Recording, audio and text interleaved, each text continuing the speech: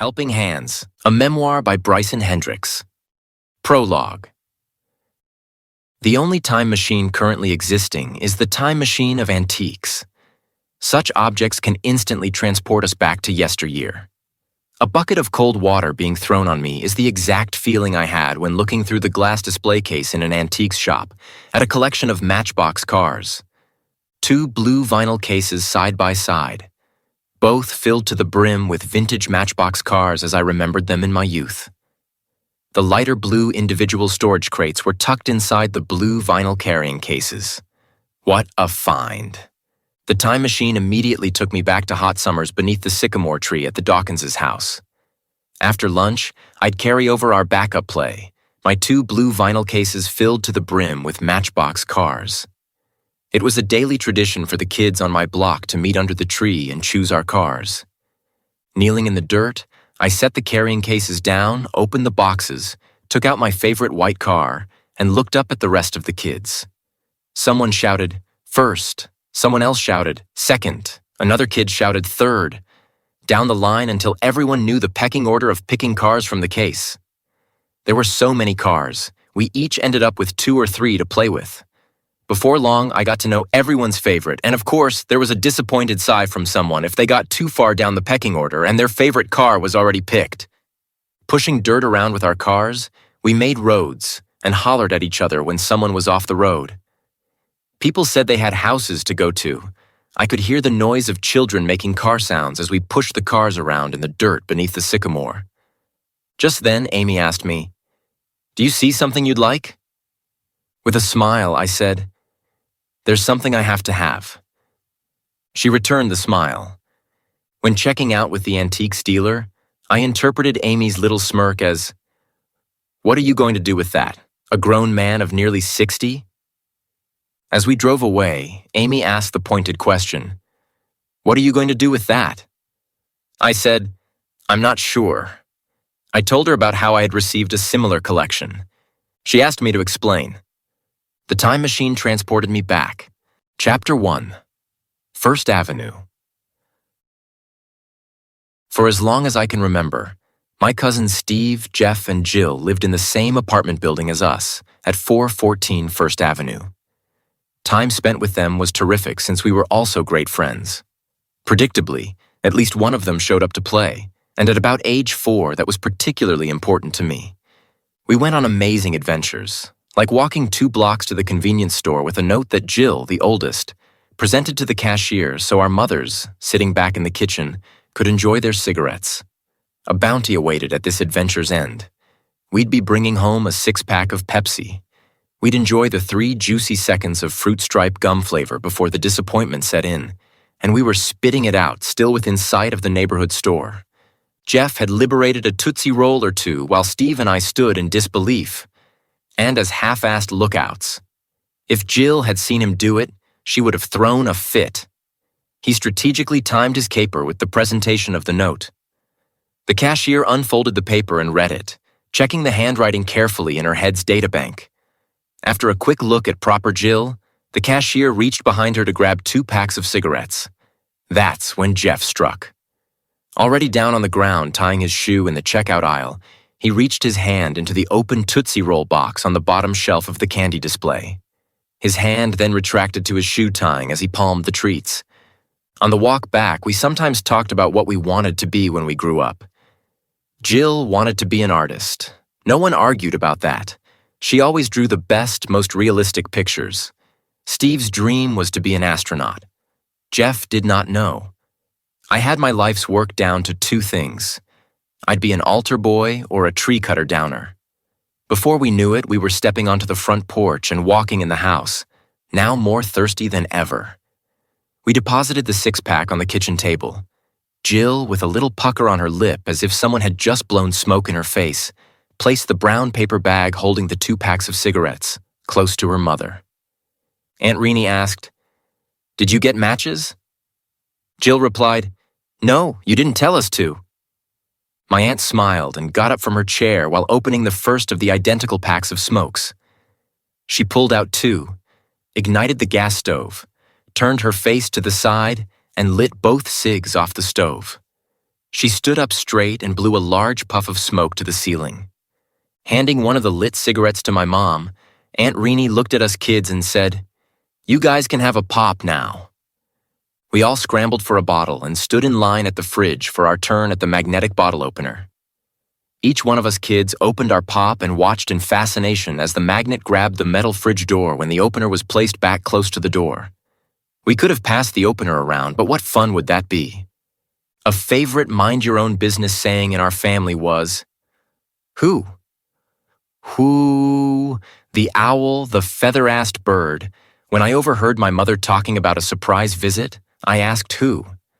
That was the quick response which sent us kids into the living room to drink the spoils of our quest. With our bellies full of sweet soda, we started to get jazzed up, running in the house fueled by sugar and caffeine. Inevitably, one of the moms yelled, "Okay, time to go out and play." I don't remember which one it was that time, but you listened to both moms. They worked as a team to thwart the often ridiculous antics of any of us children. The main artery in my world on the 400 block of First Avenue was the sidewalk. Kids rode their sissy bar, chopper-style bicycles, big wheels with the handbrake perfect for spin-outs and burnouts. One kid had a thing called the green machine, which was incredibly hard to ride and often was in the way of regular traffic.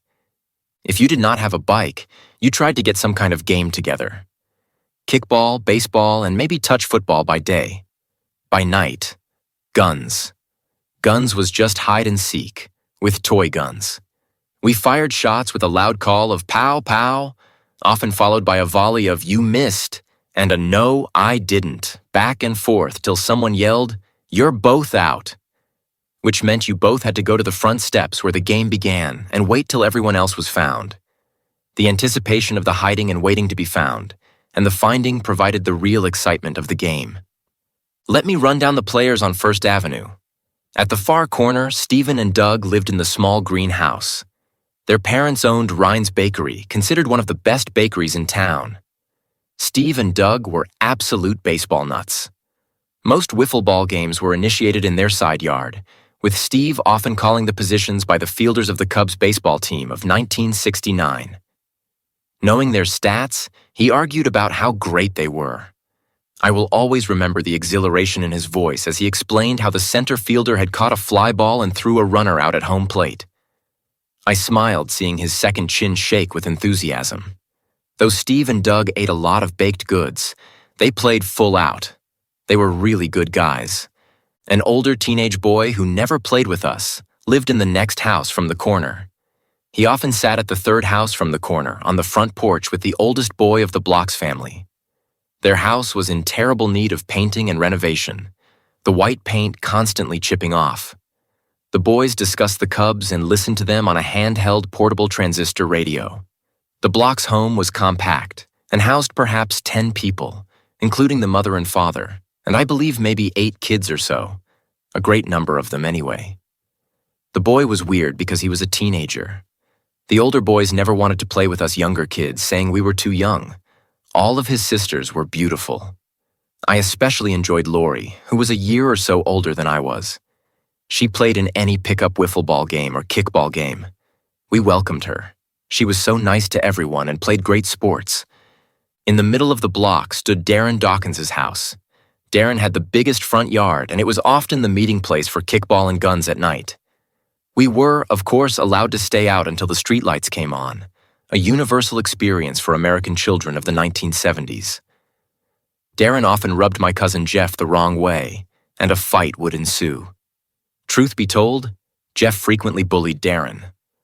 Flash forward to my maintenance job at Kmart at age 20, and Darren's father was telling me about how Darren had won his division in wrestling, which I immediately had to inform Jeff of, adding the little lie with a smile on my face.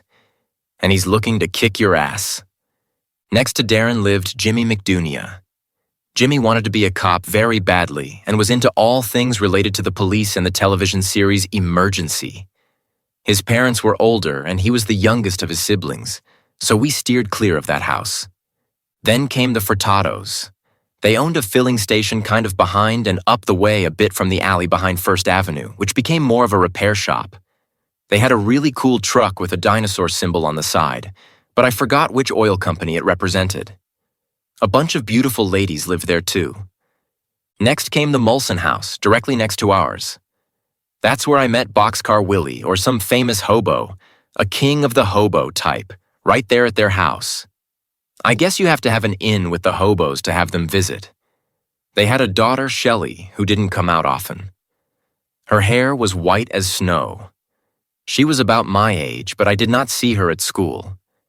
Then it was our house, a 2-story my father had bought from his grandfather, E.L. My father and mother had divided the single-family home into 4 units, and then built a staircase up to the attic on the exterior and turned the attic into the 5th unit. This was the start of their remodeling and construction business. At the time, my father had built a warehouse in the backyard, facing the oversized alley. The alley was called Locust Street. In that warehouse, he had a welding and fabricating company, and often employed too many people for the meager amount of work he drummed up. He wasn't yet a good businessman. The vapor house was to our other side. This family had a boy my age, and he had an older brother. We were friendly at first, but then when the older brother said something to me I didn't like, I pulled his head down and it hit a concrete step. We were never friendly afterwards. Their father was a cop, and I remember him having a fist fight in their backyard with one of our hippie tenants. My parents heard them getting loud, yelling at each other. We watched the fight from the window. My father whispered under his breath to my mother, "Vapor is going to kill that skinny little hippie." They delighted in calling the cops on the cop. The irony was too much for my folks. They laughed for days. I thought it was cool to see grown-ups fight. So my childhood started with a great cast of characters in the perfect bubble of a small town in a small Midwestern state. I'd learned the basics of life, like everyone else on the 400 block of First Avenue.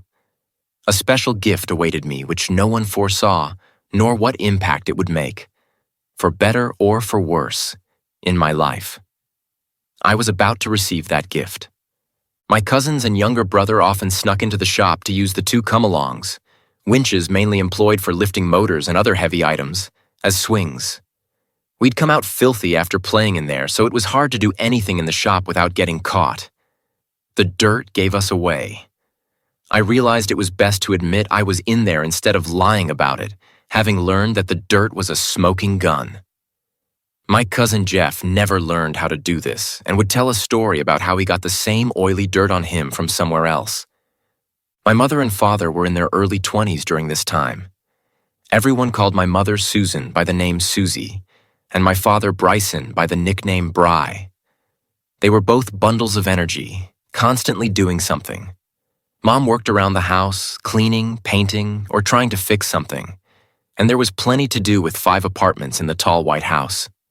She often had to go to the shop behind the house to have my dad tell her how to do things or ask how he wanted it done. One day, my mother was yelling for me, so I ran to find her. Painted into a corner of the 2nd floor back unit. They had turned a porch into a kitchen. I was worried, thinking she'd have to stay there until the paint dried. She told me to get Dad. I hot-footed as fast as I could to the shop and yelled, "Dad, Dad, come quick! Mom needs you!" With an anxious look on his face, he had me tell him what was wrong. "Mom painted herself into a corner," I yelled.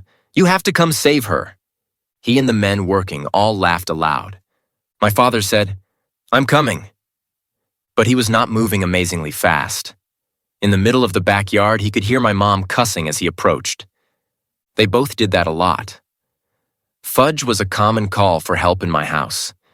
It most often meant Mom had both arms full of groceries and someone needed to help her open the front screen door since she was making only one trip. It often meant someone did something stupid, and my father needed to let them know. The language in my house was vibrant and colorful. Dad had 2 guys working for him named Randy. This would not do. To fix it, Dad named one Super Randy and the other Stupid Randy. Stupid Randy got the most fudges. He could and would often open a pop bottle with his teeth. Even I knew doing such a stunt could end in a broken tooth. Still, I liked to see him do it, as did most of the men working for my dad. They gave him a pop and said, "Open it with your teeth, Randy." He put the bottom of the cap in front of his lower teeth and the top behind and pulled. Fizz! It opened every time I saw him do it. The men gasped and then started the rounds of, "Stupid Randy, why did you do that?" "You're going to lose a tooth." Stupid Randy said, "Thanks for the pop," and took a drink. Walking up the narrow, steep steps to the second-floor back unit, my father was already cussing. "What the fudge did you do, Susan?" Remember, Mom's nickname was Susie, but not today. From the top of the stairs, I watched my dad's heavy boots lift and fall on each step, and cusses and giggles started to fill the air. I ran to the kitchen entry, which had a freshly painted step-down. In all the excitement, I almost got paint on my shoe. My father was now looking over my head. "What did you do?" My mother, on her hands and knees in the corner of the mostly painted floor, posed like a scared cat, with dark blue paint spots on her legs, hands, and face. She called out, "What do I do?" My father chuckled and said, "You're going to have to walk out of it." At last, the answer seemed so obvious. She cussed and called herself stupid. Dad agreed, saying, "You might have outdumbed stupid Randy today, Sue."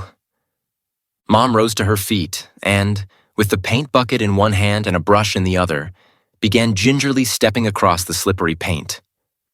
I think Dad and I both wanted her to slip and fall, knowing her cussing and our laughter would be legendary. Slowly, she made it to the door, and my dad grabbed the hand holding the brush and helped her onto the dry floor of the living room. The spot of unpainted floor in the corner and the smeared blue footprints on the floor were a funny sight. She proceeded to take her shoes off, and my dad said, "You still got to finish that floor." Mom cussed and stared back. She retraced her steps, slapped the paint down where it was needed, and was off the floor in 2 shakes of a lamb's tail, as she liked to say. Down at the garden hose, she was washing the bottom of her shoes when the cousins returned from a trip to the store.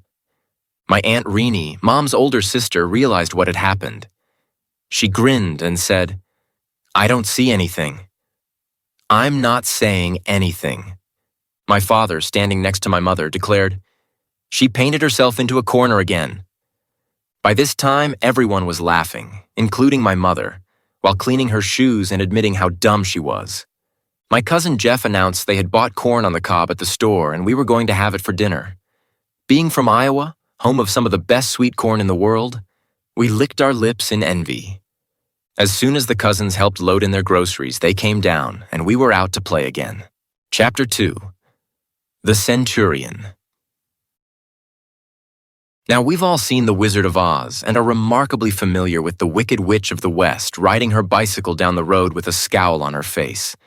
And her mission is to catch Dorothy in some wrongdoing, whether perceived or otherwise. I had not seen this movie before I lived it. My father's mother was named Bernice, so of course she was Grandma Niece to me. She was a sturdy woman with a dominant, slightly hooked nose. She did not drive. Ladies of her day usually did not, since it was not considered ladylike. She habitually walked down from my grandparents' house on Bluff Boulevard, easily 7 or 8 blocks, to see my mother, unannounced. Grandma Niece planned these visits to catch my mother with her hair in curlers, smoking cigarettes, drinking Pepsi, and sitting and talking to her sister, Aunt Renee, while the house lay in mild disarray because of my younger brother and me. Plus, the 2 sisters loved to gab and were the best of friends. On a typical day, this was the morning scene. It was a standing order from my mother. When I was out and about, playing, I spent my days on the sidewalk on the 400 block of First Avenue. If I saw my grandmother walking down to the house, I was immediately to stop what I was playing and run as fast as I could into the house and announce that Grandma Niece was coming. A fire alarm of sorts. And like the quickest fire department scrambling imaginable, my mother and aunt put out cigarettes, emptied ashtrays, collected empty Pepsi bottles, wiped down things, sprayed Lysol into the air, and did a once-over of the rooms. Mom's sister, Maureen, did what she could while she hightailed it to the door.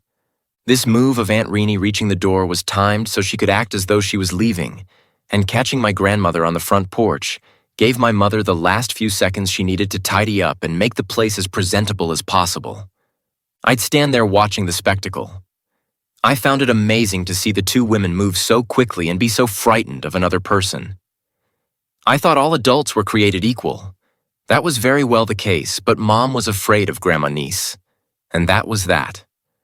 Mom never quite measured up to Grandma Niece's standards, and she was often treated so.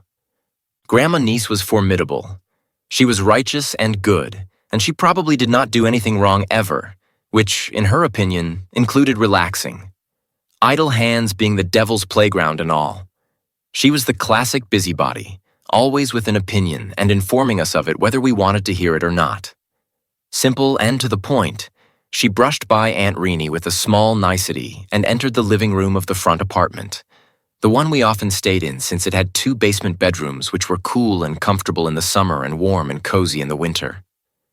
My grandmother Bernice is the person who gave me the most important advice for a fleeting moment in the future. The title of this book comes from her advice. Grandma Niece, at this point, called to my mother, "Susie, Susie, where are you?" My mother came around from the kitchen, made up in the image of June Cleaver rather than my mother of a moment before. Seeing directly through this, my grandmother said, "I see I wasn't keeping you from cleaning." My grandmother started lecturing about drinking too much Coke and smoking too many cigarettes, as if she were there moments before the scramble. At which my mother told me to go out and play, to save me from having to listen to the strains of not quite good enough vocalizations that were sure to follow. So I ran back to my games, knowing I had fulfilled my centurion duties, saving my mother the largest brunt of indignities coming her way. I was firmly on Team Mom and Dad. They were the best. I was excited to return to the house in the middle of the 400 block on First Avenue. A great kickball game was beginning. I was so pleased because Lori and her friend Lisa were on my team, even though we were going up against Lisa's older brother Jeff, who was the coolest dude I knew. As I've said, the girls were beautiful and fun friends. Flash forward 10 years. I was hanging out with the cool boys on the cool kids bench of the Clinton Municipal Pool. When the top dog of the cool boys spotted Lori and Lisa laying down their towels to sunbathe on a warm summer afternoon, his comments about their beauty and what features he liked best about them made the other boys laugh and look in teenage lust upon my 2 longtime friends. After a minute, I started over to them, slowly walking up and saying, "Hi." My friends, the 2 bathing beauties, said, "Hey, Bry, sit down with us." I looked back at the cool bench and imagined what was being said. It was like old times on First Avenue, talking with my friends about the kids on the block and asking them what was new, and they asked me about things too. The pool had a safety check once an hour to be sure no one was floating dead in there. My cousin and I often stood by on the raised diving platform, trying to be the last to dive, expecting everyone was watching. However, with this safety check, I had real gold. I said goodbye to my young friends, sauntered over to the cool kids bench, and sat down. The top dog said, "How do you know them?" I said, "Oh, we're friends." Chapter 3. Coco, the Pony. Later that day in the backyard, my father, being in an especially good mood, called to me as he often did by throwing out his bicep. This meant I should grab it and hang on. It of course did not budge at all under my weight whatsoever, and I believed everything he told me when he said he was made of steel. He'd say, "made of steel," which somehow made it much cooler. My mother jumped on his good mood as she began to recount every insult Grandma Niece had hurled at her earlier and how it infuriated her, which she never said to my grandmother since in those days you respected your elders. My father looked concerned, yet sometimes smirked away about any of his mother's comments he thought were funny. Especially the comment about the Coke lady. The sisters drank Pepsi, and Mom never understood why she was called the Coke lady. My father knew absolutely nothing could be done to change his mother at her 50-plus years of life. My mother continued cussing about it and puffing on her cigarette until I decided to change the subject. I asked, "When is my horse, Coco, coming back?" They exchanged a glance, and Mom said, "The horse doctor called today, and they were going to have to keep Coco a little while longer." She patted me on the head and immediately went into the house. Meanwhile, my father had made a beeline toward the shop in the back. Standing alone on the lawn, I wondered how long it would be before my pony came back from the vet. The story of Coco, the pony, started with the fact that every time my father left to do a job or anything, I asked if I could go with him. Without fail, he responded, "No, you can't go because I'm going to see a man about a horse." He had been promising a horse for an extraordinarily long time. Horses were my favorite animal, and I wanted one incredibly bad. I was spoiled in a lot of ways, although we did not have much. One day, it happened. With great excitement, my mother and father took the back seat out of a big Buick they owned and loaded up my little brother, a babe in arms, and me. We drove off across the mighty Mississippi Bridge and deep into Illinois to some farm, where we saw the most beautiful Shetland pony. As my father haggled with the farmer, my mother explained to me, "This is your new pony." I was so excited. After my father and the farmer had exchanged the money, the farmer helped my father load the pony into the backseat area of the Buick. The pony's lead rope was tied around the upright supports of the window in the front and the back, and the pony stuck his head out the side of the Buick. We tooled through the countryside this way. I was bouncing up and down in my seat, talking to Coco. We approached the toll gate of the bridge back into Iowa. My mother exclaimed quickly to my father, "Oh no! Will they let us cross the bridge with this horse?" My father looked at her and said, "Oh, I don't know." Livestock and agricultural goods needed inspections and permission to cross state lines. We had none of that, just a small pony in the back of an old Buick, its lead rope tied to the window frame. With somber faces, we pulled up to the toll gate. We stopped, and my father handed the man a quarter. The toll operator, already noticing Coco's head out the window, looked in at my mother, father, and me. Our faces were begging him not to say anything such as, "You cannot bring this horse across state lines without papers." The toll operator glanced back at Coco and then at us again as he was making change for my father's quarter. He looked at my father sternly, and his demeanor of disbelief changed slightly to what I can only describe as a look meaning, "Are you really going to make me do this?" I could not take it one more second. As loud as I could, I shouted, "Please!" My father's gaze remained unbroken. It read, "Ruin this kid's day, Tolman, I dare you. Are you really going to make me have to say we cannot bring this little boy's pony home today?" The poor Tolman had no idea that the pony's new home was a rope on a clothesline pole in the heart of a small town. I'm sure he envisioned this young towhead riding bareback down one of our many farm roads in the sprawling Iowa countryside. The tollman handed the change to my father, who said, "Thank you," and put his foot down on the gas so quickly that Coco startled slightly. I yelled his name, "Coco," as if my strong call would hold the pony up. Apparently it did, and we started to climb up over the ridge of the expansion bridge next to the railroad bridge, which crossed the mighty Mississippi River. I had often tried to look out the window to see the muddy river roaring beneath me. I looked back at Coco, who was standing tall, and just as I was plopping back in my seat straightforwardly, all three of us let out the largest, most relief-filled laughter you ever heard. I'm certain the tollman heard it. Having started to roll down the other side of the slope of the bridge, we knew no one could stop us. The apartment house had a single driveway which every tenant used to enter the backyard parking area. This area, which also housed my mother's clothesline, would become Coco's new home. The first thing done after my mother and father coaxed the animal out of the back of the Buick was to ask me, "Do you want a ride?" I jumped up and down in delight, saying, "Yes, yes," as Coco shook his head from side to side, shuddered his body, and flipped his tail. My father lifted me onto the back of the pony, and we walked it up and down the sidewalk like it was a brand new bicycle. All the kids came out screaming and hollering in delight. A parent or two came to their porches, stared in disbelief, and returned into their homes. No one was allowed to ride Coco but me, which was selfish.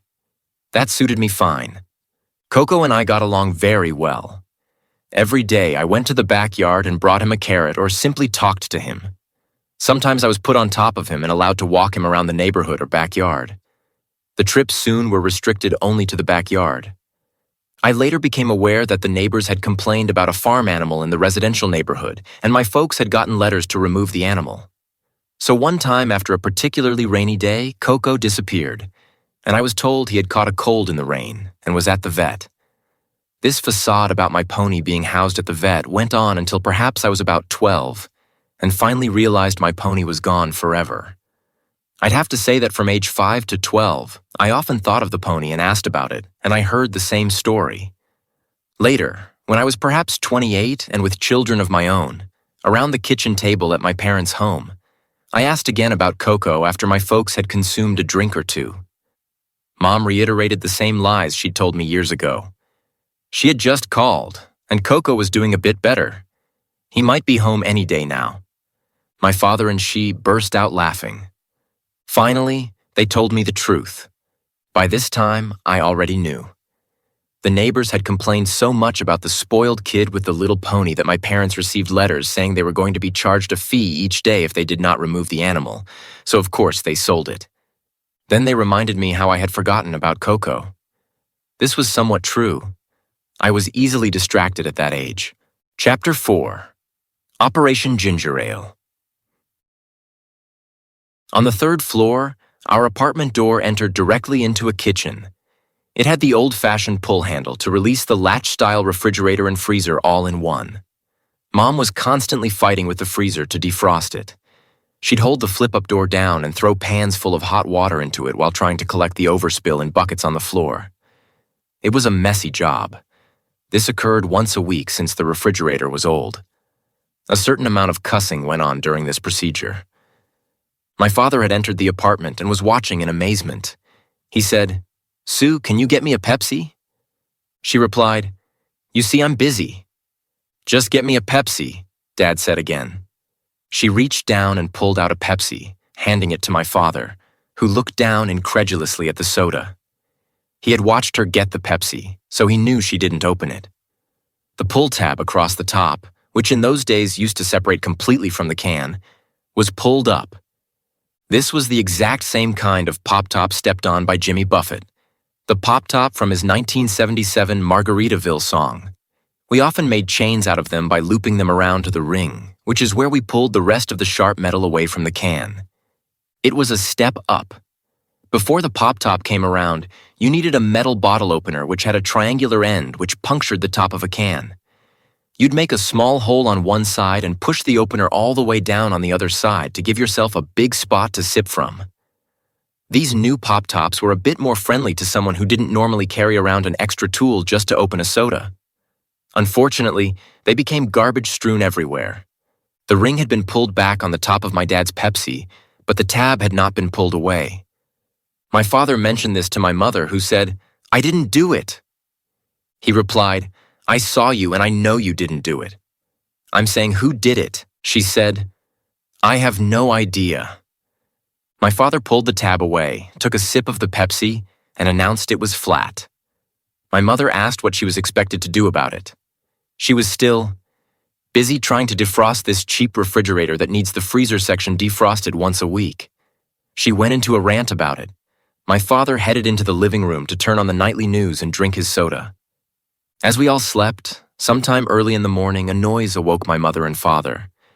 My mother was concerned and, in a quiet voice, said to him, "Is someone trying to get in the door?" They leaned up on their sides. The shallow ceiling of the 3rd floor attic didn't allow for a full ceiling there, and since she was on the outside, he started to move around as quietly as he could past her.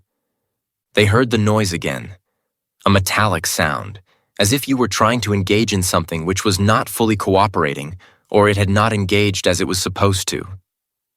My dad whispered to my mother, "It sounds like the refrigerator door."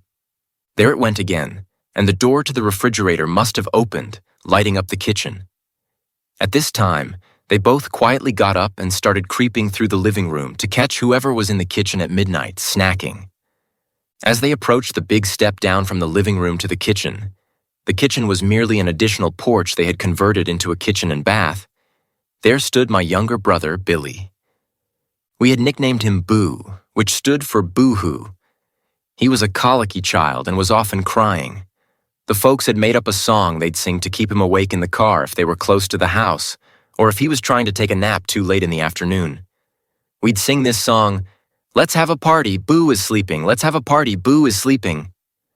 I enjoyed singing very much, and it had a catchy tune. I was old enough to understand the reasoning, which was to make sure Boo didn't fall asleep. So I sang this fun song to help the folks. Looking back, perhaps it wasn't the nicest song and was more of a tease, but they were concerned with Billy falling asleep too early and then staying awake too late. He wasn't especially fond of parties.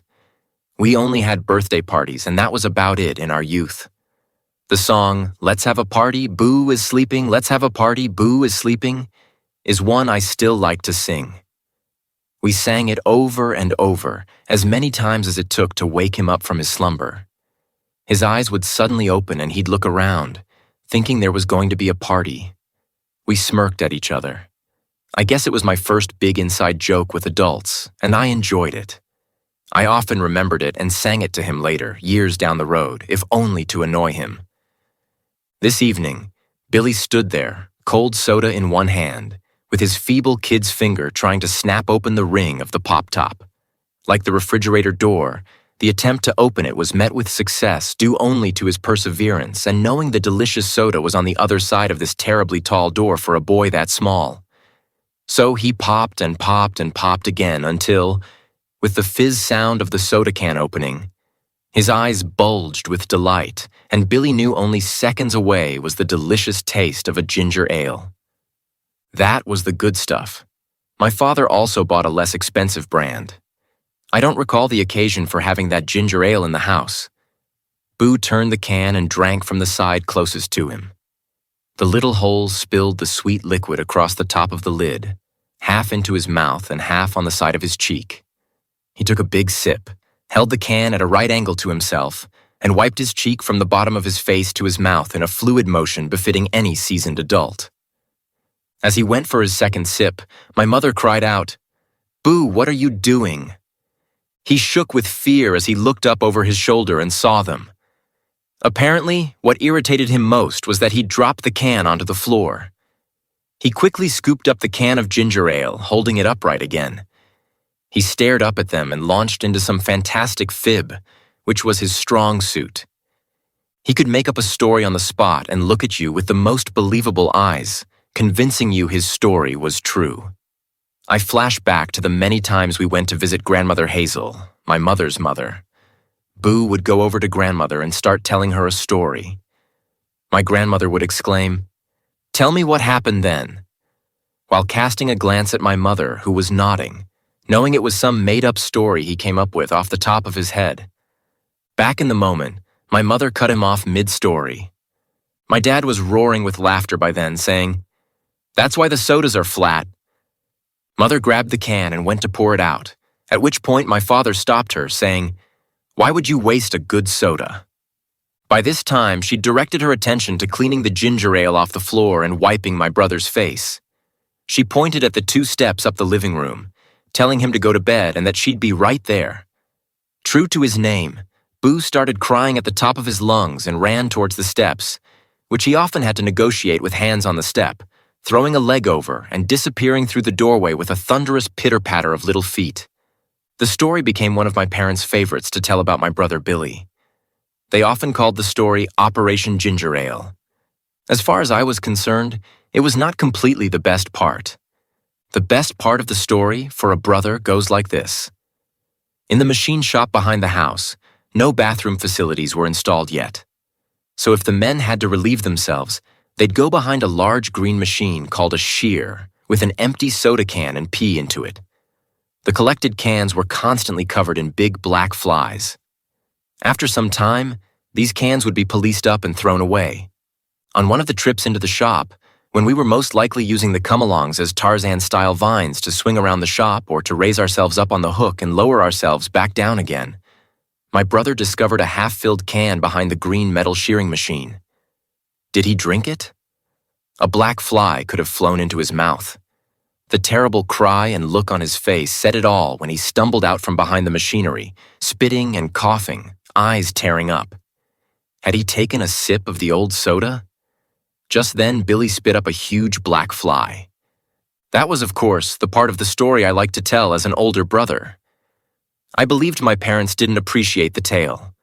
As a matter of fact, my mother told me not to tell it. However, the story of Billy getting up and having a secret soda in the middle of the night on the third floor became a standard which the parents regularly recounted to his friends and girlfriends. It was the 1960s, and I believe I wasn't the only child ever rewarded with a sip of soda for doing something for my father. I'm sure it was so common that we called it a slug of soda. Being asked by our father to do something we didn't want to do was often answered with a grumble from one of us boys. His answer would be, "Give you a slug of soda?" Without exception, we agreed to do the simple task. From changing a channel to work around the house, we tried to get as much ginger ale or Pepsi down as we could.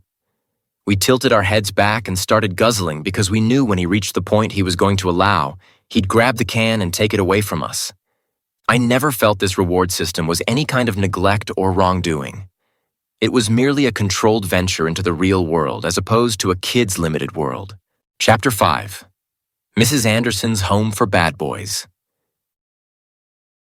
Mrs. Anderson ran the home for bad boys, or so we were told by our mother. It was far away from our house, which, to my young mind, was a very good thing. On certain occasions, as children, my brother Billy and I became, well, what's the word for it? Trying. We'd work ourselves into such a tizzy of wrongdoings and mischievousness that it finally struck a chord with our mother, who had no choice but to do the unthinkable. Give up her children because she could not make them obey anymore. This, of course, was not her fault. It was our own doing. All we had to do was obey her, which, at times, was something my brother and I were incapable of doing. A combination of exhaustion, indulgence, sugar, or some form of caffeine would hit the two of us, and we'd run around the house doing nothing but bad, forcing my mother into a situation she didn't like to be put in. She was forced to call Mrs. Anderson at the home for bad boys. Now Mrs. Anderson was a woman I had never laid eyes on. Still, I had a vivid idea of what she looked like. Monstrously tall and stern-looking. She had bad breath and a wart on her face and a continual snarl where a smile ought to be. She wore black horn-rimmed glasses, a tall hairdo where bats might nest, and a white lab coat. It was decorated with bright red blood spots. The blood was from one of the many children she housed in her home for bad boys. Somewhere way out in the country, far from my own home and my friends' houses. After I was certain my mother had made numerous attempts to tell us to sit down and behave, stop running around, stop messing with each other, stop screaming and hollering and carrying on our general bawling and naughtiness, she reached for the phone. She told us, "Don't make me do this. I don't want to, but I have no other choice but to do this." Mom began to dial our rotary phone, with her finger poised over the dial after each number. Looking back at us while the rotary dial recoiled, she said, "You guys better behave."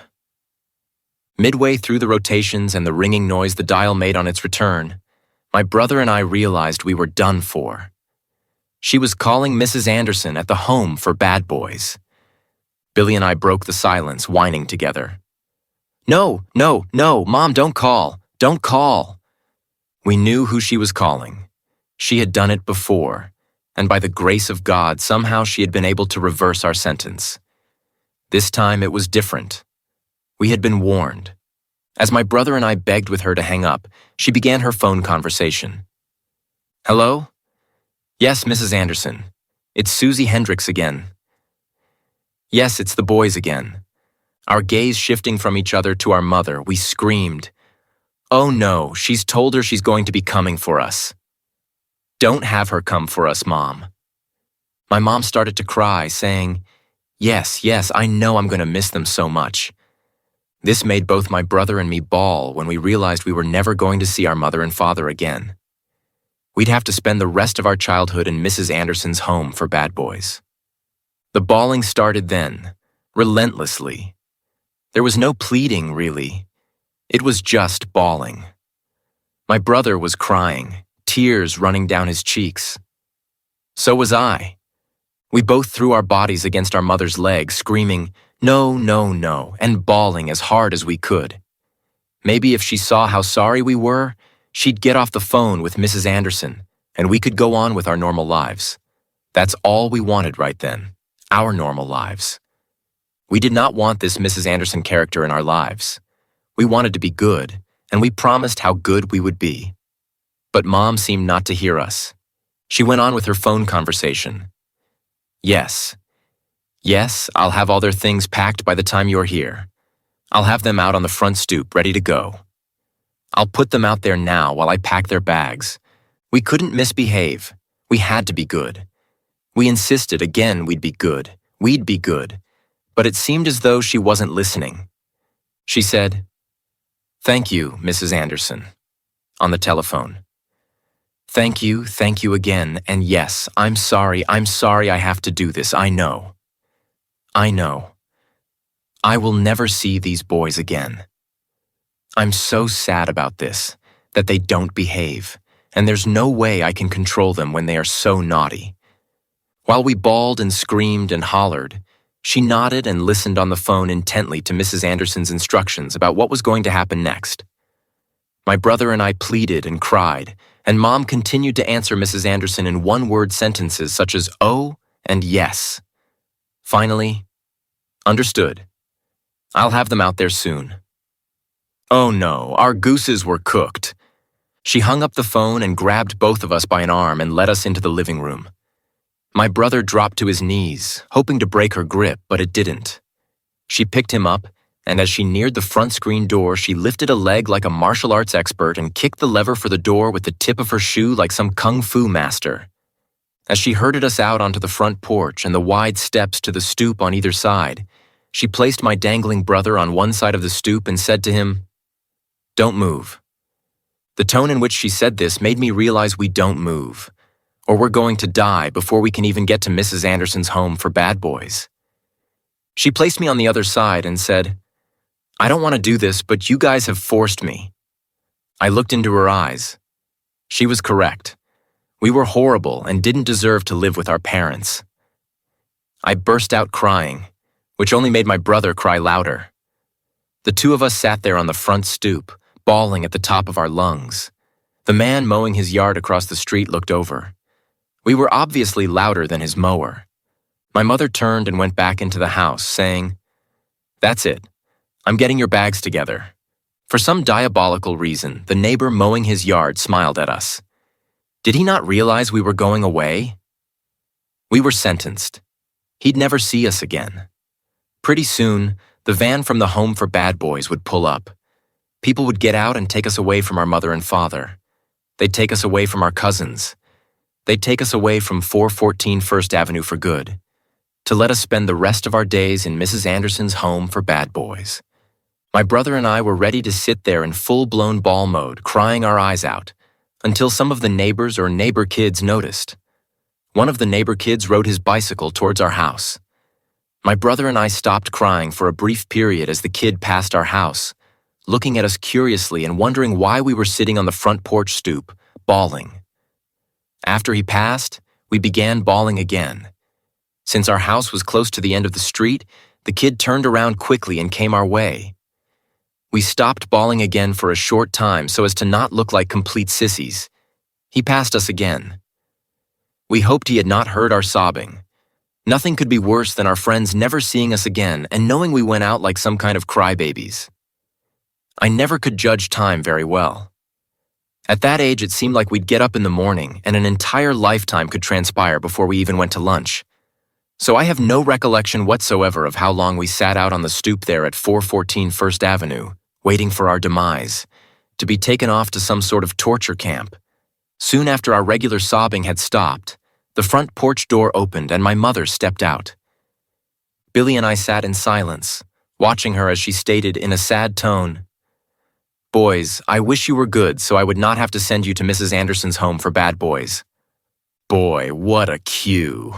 And we started chanting as loudly as we could. "Oh, we will be so good. We promise you we will be good. We will be good. Look at us.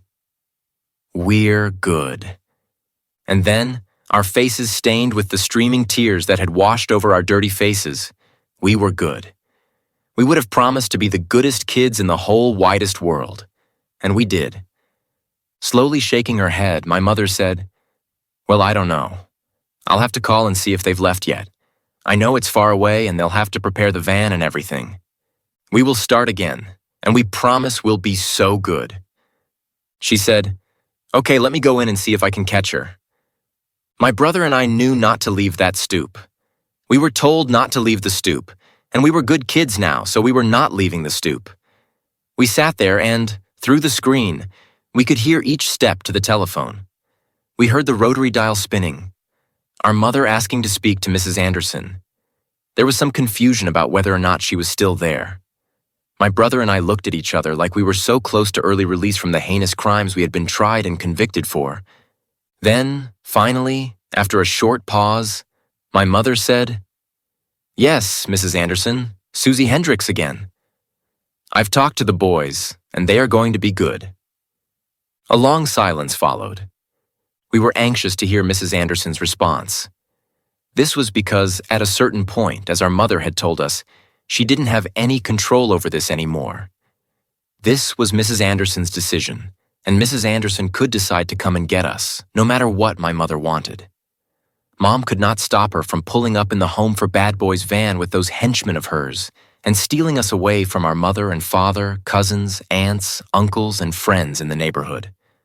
Apparently, it was the law. Now my mother sounded contrite. "I'm so thankful." "Thank you so much, Mrs. Anderson. I guess I will call if they do not follow through." "Thank you again, Mrs. Anderson." My brother and I breathed long sighs of relief. Still on the stoop, we both cracked half smiles that said, "Oh my God, this is so lucky for us. Who knows anything about this place? This is Mrs. Anderson's Home for Bad Boys." I didn't think my mother knew much more about it. Nobody wanted to go there because it was awful. I had imagined what Mrs. Anderson looked like and was sure the Home for Bad Boys was a terrible place. But the dread was over now, and we sat in silence, waiting for the screen door to open. We could tell my mother was standing at the screen door but had not opened it yet. Was she thinking about going back and reversing her decision? My brother blurted out, "I love you, Mom." It was brilliant. I followed up with, "I love you, Mom." She was sucked in. She opened the screen door and said, "I love you boys too," and in the middle of the porch, held open her arms, and we turned and ran to her. We threw our arms around our mother, and we were so pleased we were going to be able to have a mother and a father instead of some wicked witch who was going to torture us for the rest of our lives. Mom rubbed our backs. We hugged her and told her how much we loved her. She said, "Now let's go inside. We've made enough of a spectacle today." I caught a glimpse of the man turning off his mower across the street, smirking at someone in our direction. I was sure it was not us. Our mother turned us around and guided us into the living room, where we sat quietly and watched TV for the rest of the day, knowing we had narrowly escaped our doom. Chapter 6. The Banshee. There were two come-alongs in the shop, separated by a large I-beam on a track moving back and forth between two other I-beams. It also had a large hook on a long chain that allowed us to lift heavy things by simply pulling the chain, which moved with ease. One direction lowered it, the other raised it. The I-beams allowed it to go in both directions, so we could pick up anything in the shop and move it anywhere we wanted, even very heavy things like car engines. The come-along was a favorite play toy for us. Every time we entered the shop, we had to raise and lower someone. One day I went into the shop and found my father and my brother Billy with a motor hanging off the hook. My brother was listening intently to my father explain how an engine works. Billy was notorious for taking things apart. Any new toy he was given, he immediately took apart to see how it worked. He never put it back together. He just moved on to a new toy or household object. Often, a scolding followed, and this was, in fact, the reason for the majority of his scoldings. His new toy would be found deconstructed, down to every single last part, and left there. Everyone knew it was Billy's doing. So our father tried to tame that energy by convincing him he could tear apart this motor and fix it. If he fixed it, he could have it. This was one of Dad's favorite ploys. He knew very well it was completely shot and only a miracle could fix it. They liked to deal with miracles in my family. We weren't able to swing on the chain as long as this motor was hung there, and for some reason my brother was completely fascinated with it. He'd go out there and try to use the full-size tools to unstick screws and bolts all over the engine. After about a week into this, I came in and said, "Are you guys ever going to take this off? I want to swing on the chain." My 3-year-old brother decided to scold me. He stated that while I was out playing and running around all over the neighborhood, goofing off, he was in there working hard to try to fix this motor. I looked him in the eye and said, "You'll never fix this motor." That was the worst thing anyone could have said to him. We shouted at each other over the engine noise being produced by the big green shearing machine positioned in front of the alcove of the grand shop. At that moment, my father depressed the foot lever, which was bent sharply offside of the center. An inch-thick hunk of steel fell off whatever he was cutting and landed on the concrete floor. At the sharp, abrupt noise, my brother and I shuddered and stopped our yelling. I went back out to play, and Billy continued to work on his motor. Neither one of us knew it was an ominous portent. Outside, I saw Grandpa Pete arriving. One of the most colorful characters in my life was my grandfather, Pete McConnell, Mom's dad. He liked to walk over to our house on a regular basis and visit with my mother. We could hear him coming. He sang as he walked and attracted the attention of every kid he passed. He said hello to each one of them. He constantly had a cheery disposition. Grandpa Pete carried a green coin purse made of rubber, and when he pinched it on the ends, a slit opened like a mouth. He housed his change inside it. He gave me nickels or a quarter or a dime. My brother and I received a coin every time he came to visit. There was a feeling of happiness and mischief whenever he was around. In the later years, he did things like buy shoes at the thrift store and paint them green. A true Irishman. From an early age, I remember that Grandpa and my grandmother Hazel lived in the same house, but Grandma only tolerated him. Grandpa worked an excellent job at the DuPont cellophane factory at the edge of town. On his way into town, he'd stop at the Moose Club where he was a regular bartender. At one event when we went there as a family, the Moose Club was full of people, and he knew each and every one of them. He was so pleased to have our family go with him to a Moose Club event. We hardly ever did anything like that. I found it exciting and enjoyed the big crowd. Nothing bothered me then. Still, I got the feeling my mother and father went only in order to show the love back to him that he had always showered on my mother. He was also a great golfer and spent a lot of time at the golf course when he wasn't working his 2 jobs. I later realized that was his 3rd job. He caddied there. This was a time before carts. He loved sports and listened to the radio in the kitchen so as not to disturb Grandma Hayes, who had the TV on in the living room. When I was older, I found out he was a valedictorian of his high school class, brought his AAA school to the state championship, and won with some incredibly long shots. I'm sure he'd have loved to father a boy. He had 5 daughters. The accident. Chapter 7. Now you may think it's crazy, but my father was obsessed with us learning how to do things at an early age. I was too young to remember getting a hot piece of welding slag in my shoe when I was helping him, for my first time, to cut a piece of steel. I've had the scar on the inside of my foot since then.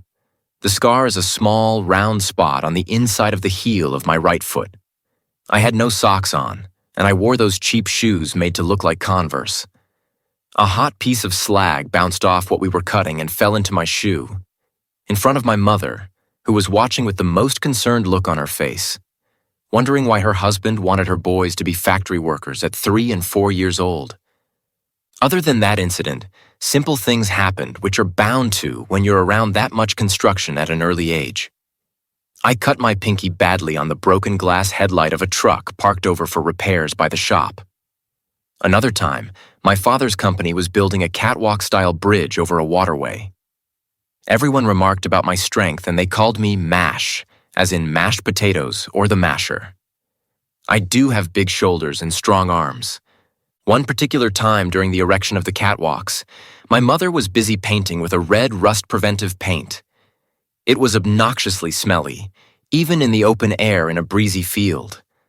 I had started to climb the catwalk, which was lying on its side, and as I was hanging from it with both hands, I realized I couldn't get my feet back over to where I needed to in order to get down.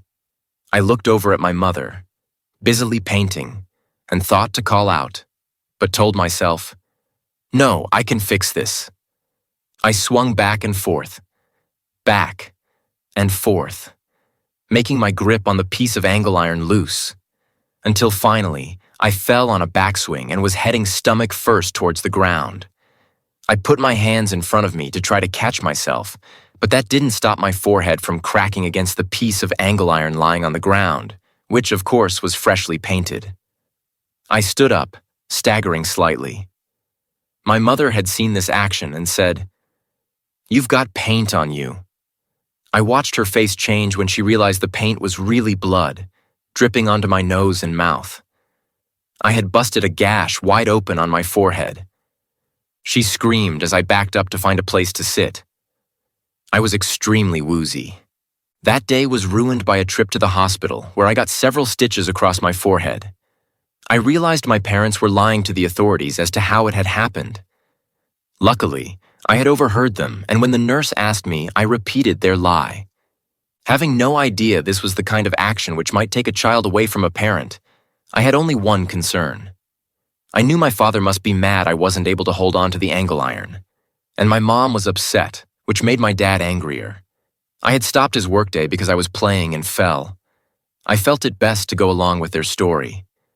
My brother had somewhat of a similar situation when we were telling a fib at the doctor's office about how an injury really happened. Of course, my brother and I confirmed the parents' version, not out of fear of retaliation, but that we would not be again allowed to enter into the hazardous, exciting world of building amazing things. These events probably emboldened my father to continue. His cult of construction worker miners would never cross the big boss, who allowed them insight into such a fascinating world of tools, hand and electric, torches and welders. One summer vacation between my first and second grade years on the 4th of July or close to it, my father was telling a story or two to one of his workers who he had let off early. To us, he said, "Let's go, boys," and headed back towards the shop. He didn't have to ask us twice.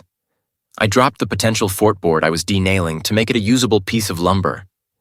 My brother stopped right in the middle of taking something apart, and we hurried behind Dad as quickly as we could into the big, white, square shop. Dad went over to the long green machine that cut steel, the shear. He started its engine, and it began to hum with the sound of an 18th century sweatshop. He grabbed a 2-foot-long by 6 or 7-inch wide piece of steel and placed it on the shearing table. I was on the far right of my father, and my brother Billy stood lined up between us. My father placed his 2 hands with fingers stretched out on the piece of steel, pushing it slightly forward so it was underneath the brake, or cutting apparatus, of the big machine. He straightened the end of the piece of steel on my side. I had pushed it, but unevenly. He corrected it, saying, "Watch your fingers, boys." And we looked at Billy to be certain he was staying under control. I remember being worried that Billy would stick his hand in the machine. We boys stayed there calmly for a second and looked up at my father. He depressed the foot lever, and with a giant menacing noise, quick as a flash, the piece was cut and the drop hit the floor, making a huge slap flat onto the concrete. Billy and I stepped back in amazement and peered underneath the shear at the piece which was once part of the larger piece, now lying on the bottom of the machine. We exclaimed, "Whoa!" at the same time. We slowly moved forward and put our hands on the piece of steel to be cut again. I glanced over at my brother to be certain he was motionless, and then noticed the steel was uneven. This time, my father didn't need to help me straighten the piece. I was going to do it myself. With my left hand, I pushed it forward slightly. At the same time, my father had depressed the foot pedal. Just as portrayed in any TV show of the 1960s or 70s, it began. A ringing in my ears sent me instantly to a place outside of myself. Although I was there in the shop, some of me was not. Part of me had been separated, and I was looking down at myself as if I was having an out-of-body experience. I was aware of what had happened. Little or nothing could be done about it now. I stepped back, watching not only the piece of steel fall to the floor, but one of my fingers landing on top of the steel. Pain shot through my left arm and enveloped my entire body. One finger had come clean off, yet 3 others held on by the thinnest threads of skin. I shouted, repeating, "Ah! Ah! Ah!" My father had grabbed the wrist of my injured hand. His eyes widened when the reality of what happened hit him. He tore his white t-shirt with one hand, still holding my hand, and wrapped the material around it as quickly as he could. He picked me up in his arms and started running out of the shop. He ran up the long sidewalk to the back door of the first-floor apartment we were living in. He screamed to my mother, who was running the vacuum. I wasn't yelling anymore. My eyes were glazed over and I was thinking, this has happened. What now? My father yelled again, but with me in his arms, he was unable to open the outswinging cheap aluminum screen door. He kicked at it and his foot made a hole in the screen. That did no good, so he whirled and sprinted around to the front of the house.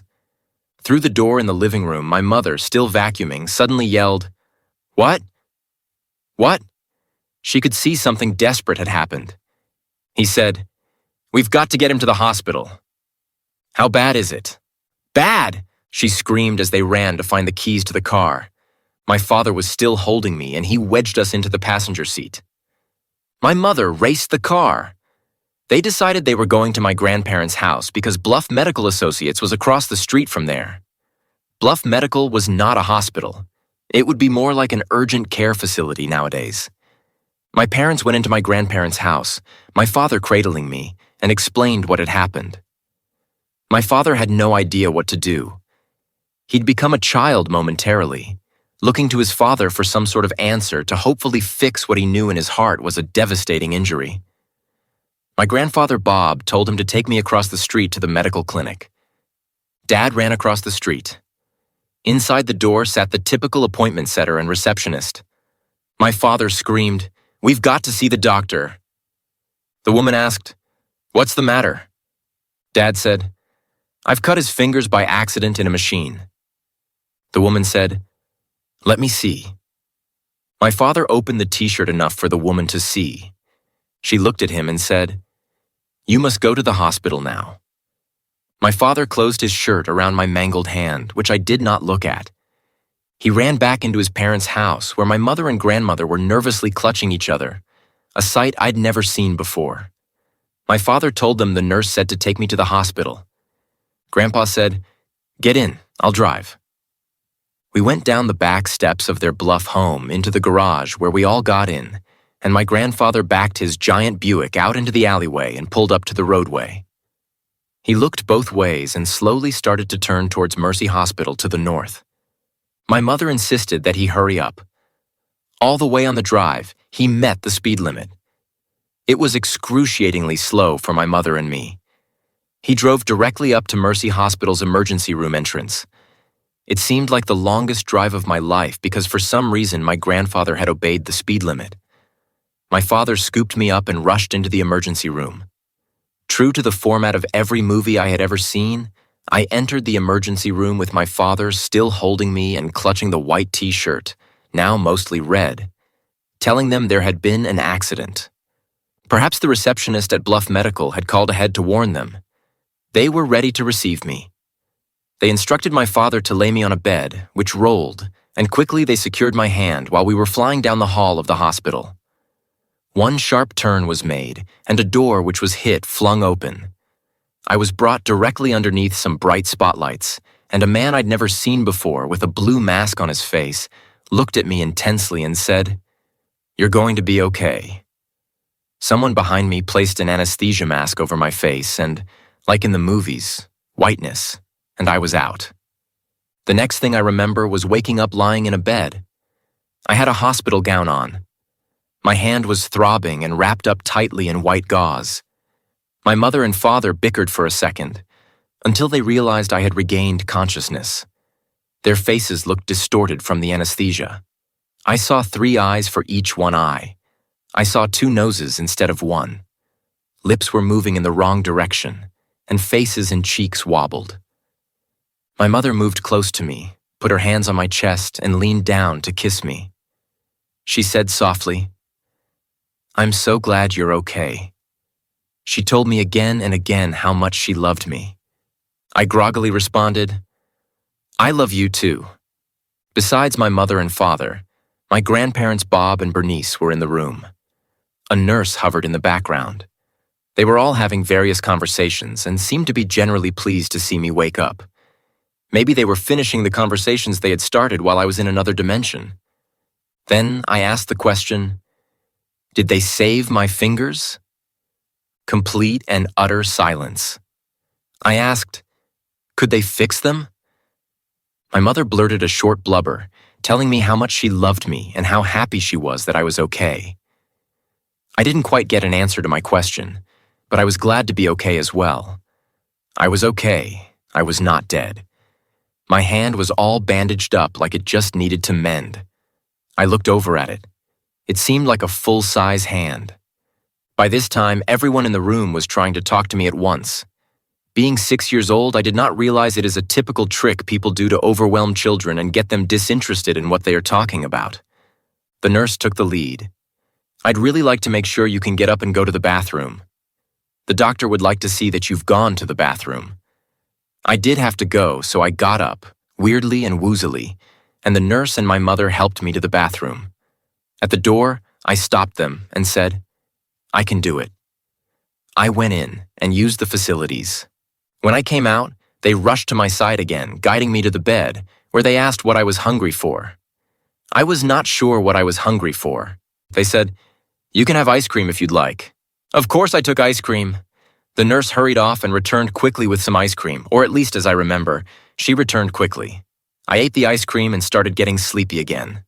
As I was starting to doze off, my mother told me I was going to have to spend a couple of days in there. "They want to watch you," is what they had said. And I was hooked up to tubes feeding something that looked like water into my arm. So it was not like I was set up to go anyplace anyway. Mother said, "You're going to have to sleep in here for a few days, but I'll be back in the morning." We love you. They waited till I fell asleep. Each of the 7 days I spent in the hospital, I believe my mother and father left only after I fell asleep. They were there when I woke up. At the end of the week, it was time for me to have my bandage changed because I was going home. Neither one of the cowards was there. They had skirted my questions 7 days in a row. Did they fix my fingers? Do I still have my fingers? I was lying in bed when the doctor entered my room. He said, "Well, let us take a look and see how this all turned out. I have got to take your stitches out now." I believe they had put something extra in the IV earlier, and I was in no mood to argue. As he opened the wrapping, my hand lay upside down near the edge of the bed. I slowly looked over. The doctor was busily pulling black pieces of thread out of the tips of my now shortened fingers. All 4 fingers on the left hand had been cut. My pointer finger had a graft of skin over the top of it. It was cut at the first knuckle. The middle 2 fingers were cut halfway to the first knuckle, and the pinky finger was cut just on the other side of the first knuckle. The harsh realization hit me. I had no fingers. The reality washed over me. My fingers had not been captured and sewn back on so I'd be able to use them again. I slowly turned my head away and gazed off into the side of the room, now littered with all the toys, gifts, cards, and flowers sent to the hospital room of the poor little boy they had heard had lost his fingers at 6 years old. That boy was me. Loving my fort building as I did, plus not wanting to be out of the cult of minor construction workers, how would I be able to set this right? My mind raced. This is a concrete thing, set in stone. I have no fingers on my left hand. How will I grab things? How will I hold things?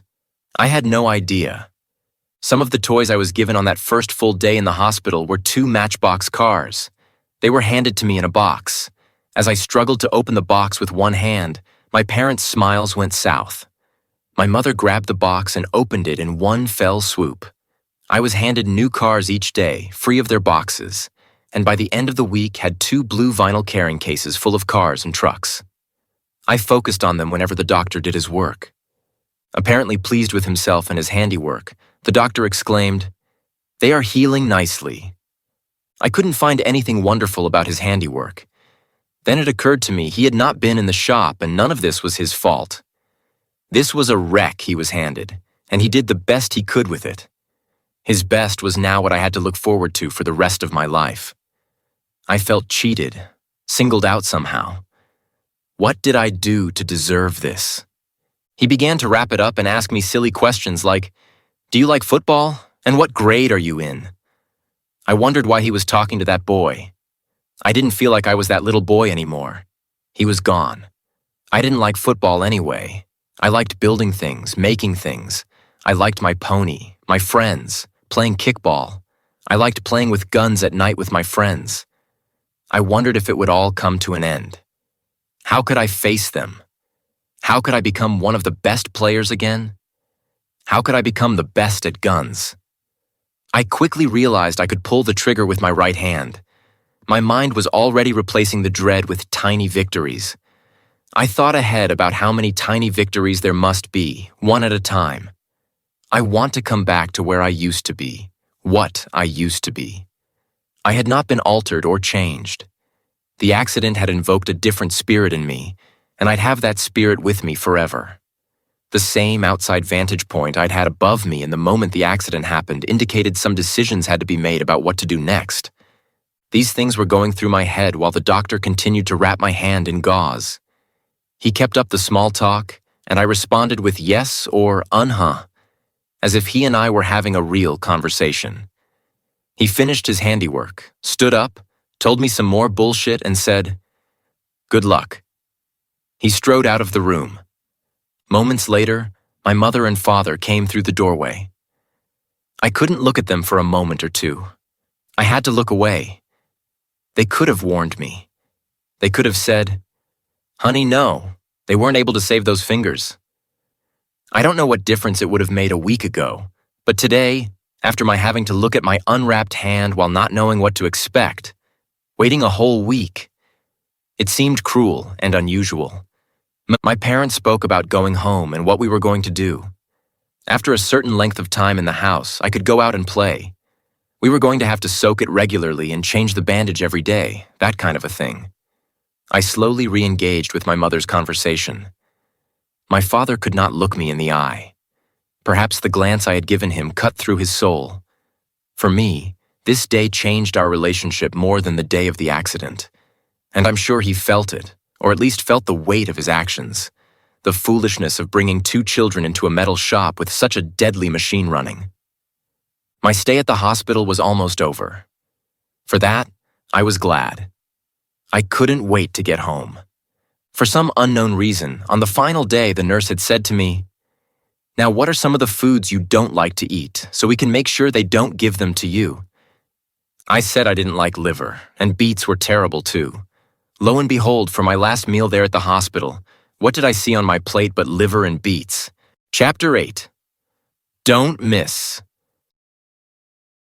Now I was home, and it was the middle of summer. I should have wanted to be outside playing every day, but I did not. The pain medicine had worn off, and I was more acutely aware of the pain than at any time in the hospital.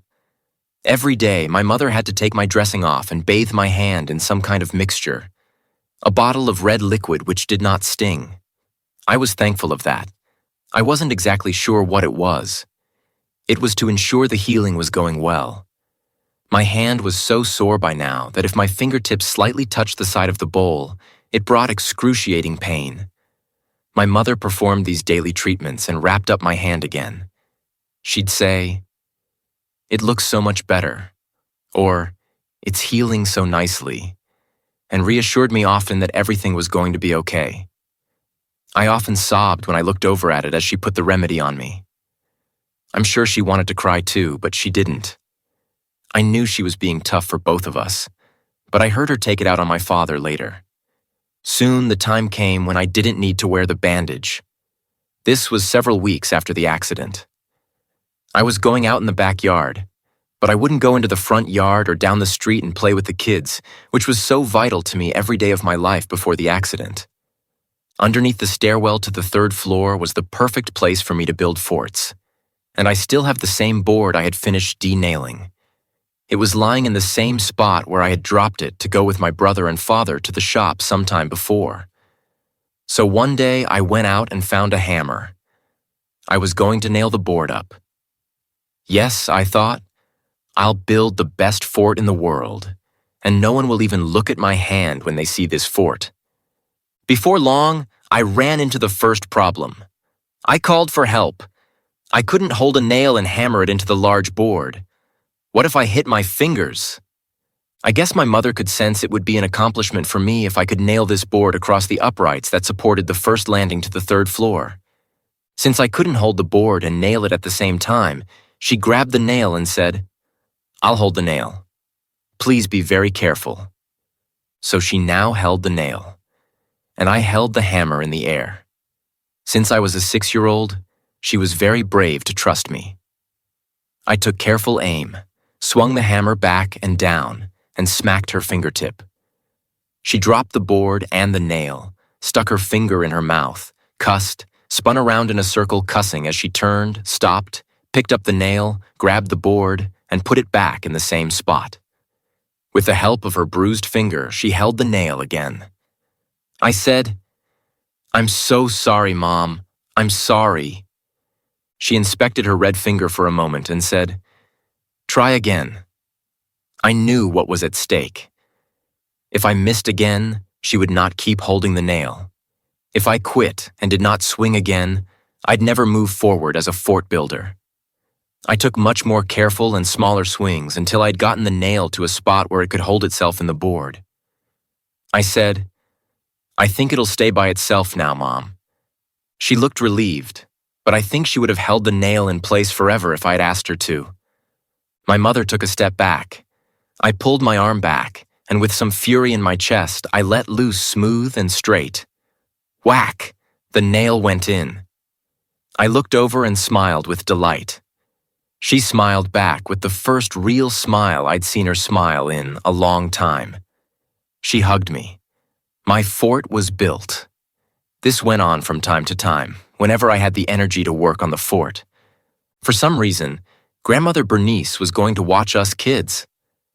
I don't know what my parents were doing, because this was an exceedingly rare occasion when my mother and father would not be around. They were gone so long that my grandmother was in charge of changing my bandage and soaking my hand, which now did not ache constantly, and it was getting close to a time when I wouldn't need the bandage at all.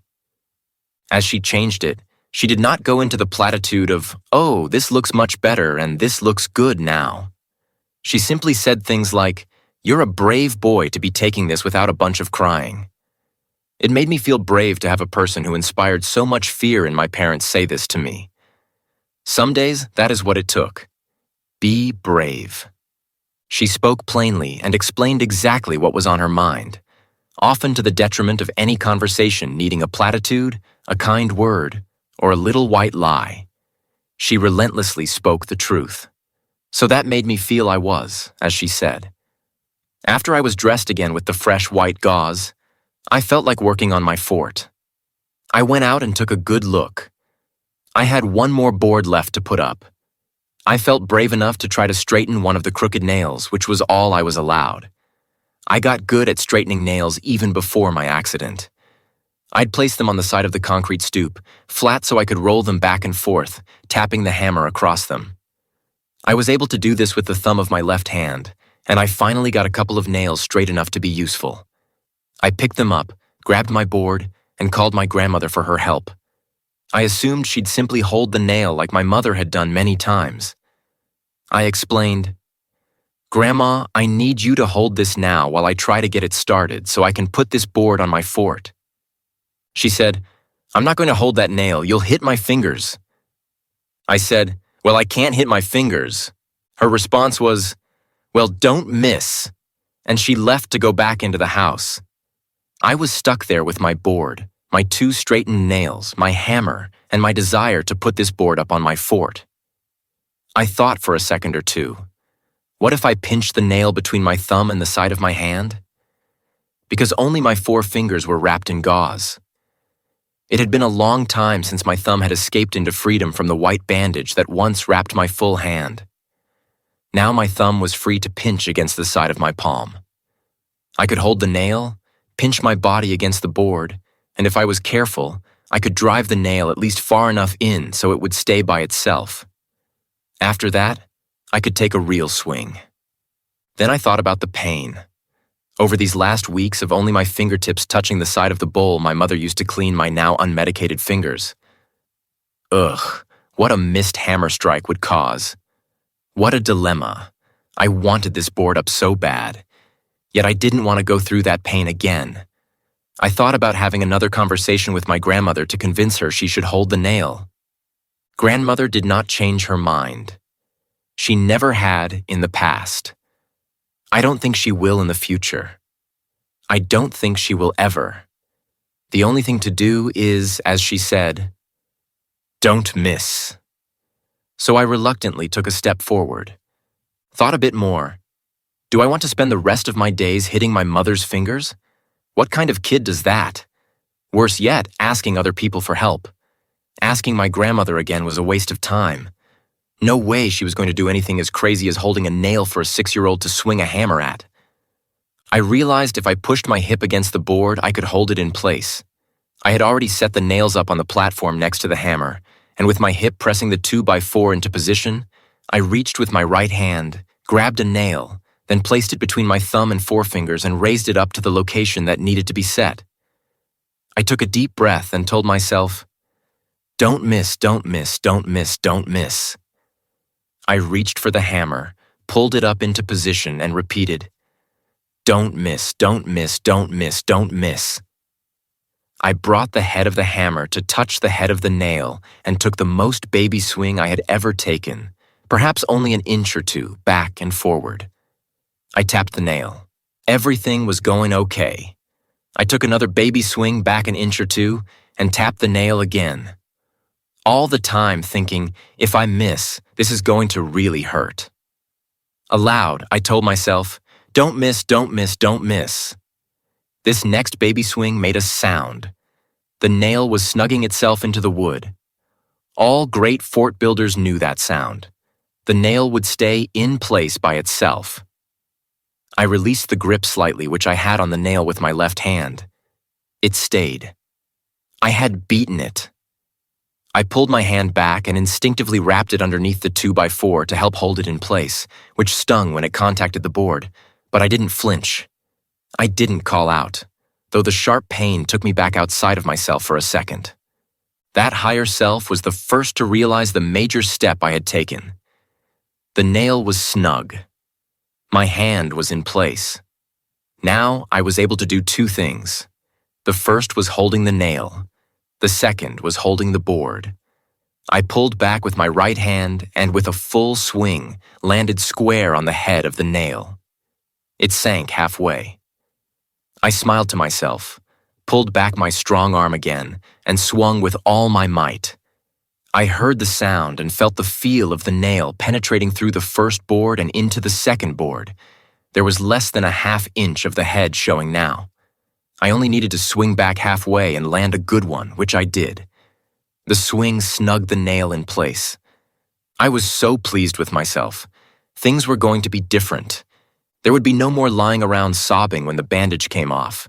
No more sting when the freshly amputated fingertip touched the side of the bowl. I'd just suck it up. Things were different, and I was not going back. I'd have no more fear. There were forts to build. All I had to do was make sure I did not miss. From now on, I was going to try till I won every battle. Oh, I wish I could say I never missed again. I certainly did hit my hand with future swings of the hammer. But it doesn't matter. It is getting up and trying. It is the thought, don't miss. It rises to the top like the cream on the concrete when it's being finished. Like the feeling you have of a project being completed and the sheer joy of winning over your battles. I knew then I was forever going to have to try harder, think quicker, act smarter, be smarter, and plan better, because the worst thing in the world that can happen is an accident. Accidents come from poorly laid plans. I will be more thoughtful in the future. Now I called out, "Grandma, come see." She hollered, "I'm not holding that nail for you. You're going to have to learn how to do it yourself." I yelled back, I did it." For a moment, she stood at the screen door that my father had kicked in on the day of the accident. I remember the distinct piece of metal cup in his footprint. The screen had been removed sometime before I returned from the hospital, replaced by an unpainted piece of plywood. My grandmother opened the door to come out and see. She admired the nail holding the board in place, put her hand on my shoulder and said, "See, I knew you could do it." I wondered, was she daring me? What if I had missed? But I didn't miss it. I'd have many ups and downs in the future, but I'd avoid the miss whenever that feeling came across me again. I was pleased with myself. I heard my friends' voices on the sidewalk in front of our house. Still feeling gross about my loss of fingers, I retreated into the house like I did any time I heard my friends' voices. My grandmother said, "Why don't you go out front and play?" I said, "No. I consider the single victory today enough, Grandma. Tying my shoelaces." Chapter 9. The bandage wrapped around my hand meant I had to relearn or be helped with so many everyday tasks. This was difficult for me.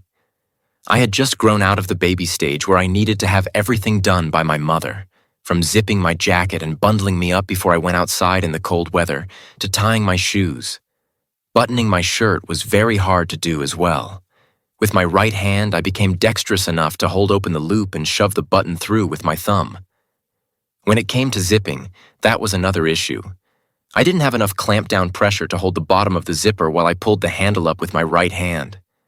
Tying shoes was the worst. Ever try to tie your shoe with one hand? It doesn't work. You've got to make the two loops at the same time and wrap them around each other. You can't do that with only one hand. I was back to square one. Mother tying my shoes, zipping up my jacket, wiping my snotty nose like I was a baby all over again. I couldn't stand it. It was rough sometimes. So I worked every day, little by little, to prepare myself as much as I could, before I'd have to call for help. With the bandage on my left hand, shoes were impossible to tie. Often, I was able to push a button or two through on my own. Also, I learned that if you start a zipper up a little bit from the bottom, it didn't need as much force to get started. I looked for little things like that in everything I did. I reminded myself to leave things not completely undone for the next time I wore them. Countless times I slipped out of my shoes when they were fully tied, only to be unable to get my feet into them when trying to avoid help with shoe tying. This technique of leaving things in an optimal position for the next time I needed them was something I picked up when I learned to ride a bike. Everyone knows when riding a push bike, you set the pedal to the high side for whichever foot you're going to jump on the bike with. That pedal is forced down with all your weight, giving you the best advantage to move the bike forward quickly enough so you can get the other foot involved with pedaling while you shakily steer the bike in as straight a line as you possibly can. And you keep going as hard as you can because you know gravity is your enemy, and if you slow down, the chance of falling over sideways increases, so you pedal like a skinned knee depends on it, and it often did. That summer, I learned to grab my shorts and pull the zipper up slightly before I put my legs into them. It wasn't such a deep grasp to ensure I could get the zipper started, pull it up to the button, which had its own series of twists and turns to push the button through the buttonhole. Perhaps my stay in the hospital had caused me to lose a little weight. Nearing the new school year, I'm sure I was outgrowing my clothes. It was nice to have a little room left in my clothes instead of their being tight and difficult to button. One time I made sure to tell my mother it was easier to button my baggy clothes than my tight clothes. My tight clothes disappeared. My mother made sure there was extra space in all of my clothing from there on out. When I watched daytime TV, I often worked a button back and forth for practice.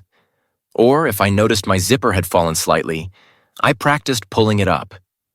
Now, tying the shoelaces. A completely different story. I often went barefoot since I stayed inside the house, hiding away from the neighbors, friends, and anyone else who ventured close to First Avenue.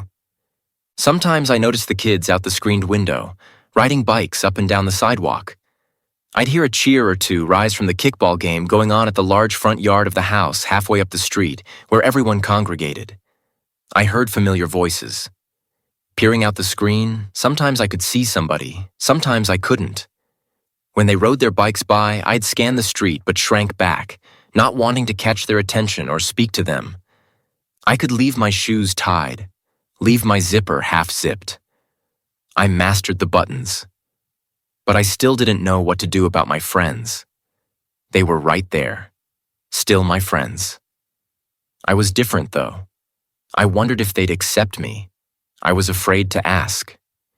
When adults told me, everything is going to be fine, and soon nobody's even going to notice once the bandage is off, I thought maybe they were right, and soon nobody would even notice. But for today, I was satisfied with being the kid in the window screen looking down the street, listening for my friends' voices. I had other things to master first. No one likes starting from nothing. No one likes to do their work twice. But as I thought and thought while watching people guess prices on the television show, that's what I had to do.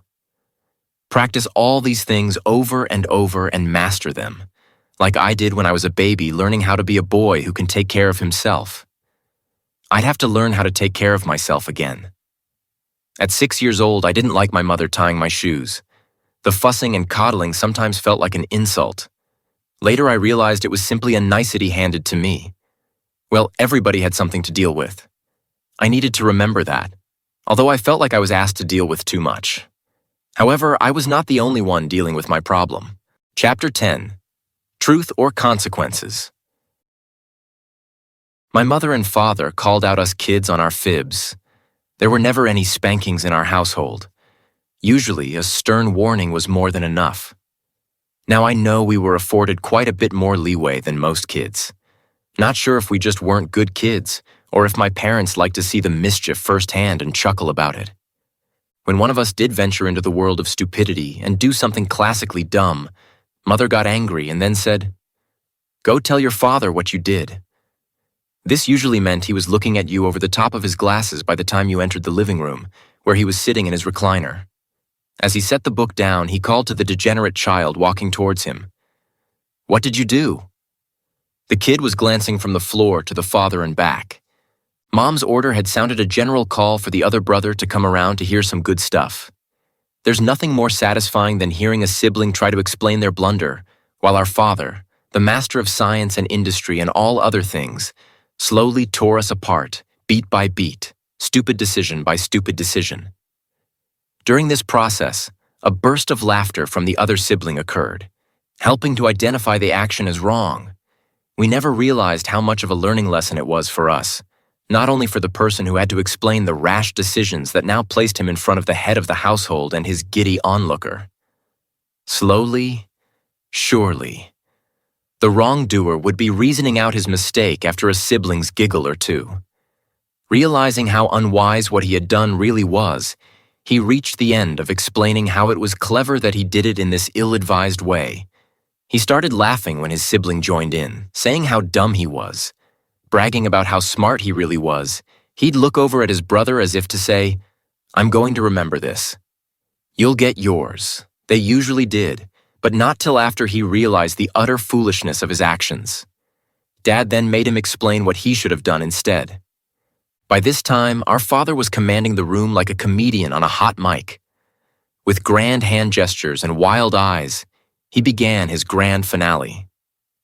He raised his voice, loudly repeating the sentence that the offender had used to justify the mistakes leading to the wrongdoing.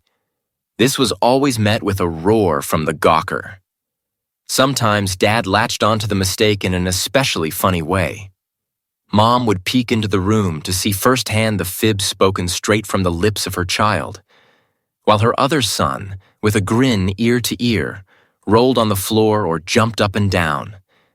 This meant the goose was cooked. It was time to tell everyone what should have happened. Dad always said, "I guess that is what you should have done in the first place." I guess that wasn't too smart, this guilty party thought. This had to be spoken out loud for the show to end. By this time, the guilty party was smiling a little too. It was hard not to, after the show Dad had put on. Father's comments brought everyone to laughter. Mother now stood in the living room to hear the silliness at the height of the episode. She wanted to enjoy her boys laughing together, even if it was at the expense of one of them. My brother shouted, "Silly, your wrongdoing would have easily been righted if you had done that one thing." Lesson learned. To think quite a bit more before your actions, instead of barreling ahead with the first thing that crossed your mind. Thinking before taking action, though, from start to finish, may be the best avenue in the world to choose. But what about accidents? I have not been able to stop considering what actions I might have taken differently regarding that day. I often lived in that 1 second right before the shears foot lever was depressed. What could I have done differently? I did not know. I was not the operator. Sometimes I considered it just an accident, but sometimes I got mad inside at my father. He should not have had us boys running a machine like that. It was all his fault, I decided. We were just playing in the yard that day. It was his big idea. Still, I had to deal with it for the rest of my life. It was not fair. Why me? I'd sometimes think about how Dad's attitude had changed towards me after the accident. We weren't made of steel anymore. We could break. Unfortunately, I had the proof. Everything was different from that time onward. I decided not to cry about it. No sense in my putting on my own episode of the laughing at your foolish mistake game, as described above. It changed nothing. I was sure Father would not ever play the fool. This first step in forgiving him came slow. I may even have kept it simmering too long. I did not want to live in a self-made world where I was against my own family member. In my heart, it did not feel like the right thing to do. I knew he also lived in that 1 second before he pressed the shear foot lever, more often than I did. If he forgot it for a second. The accident was something between him and Mom too, and nothing got between them but themselves. They were a pair. We were all for one. But sometimes I could not help but see it from the outside. I was different. If I am to move forward, I told myself, I must forgive. Accidents happen, and now I have my very own. Time to deal with it. I don't want to miss anything this life has to offer. So I'm trying harder to do something I used to do easily. I'm not stopping. Chapter 11. Follow-up Visit. Just knowing about the follow-up visit after the accident caused me to worry. The doctor needed to see me.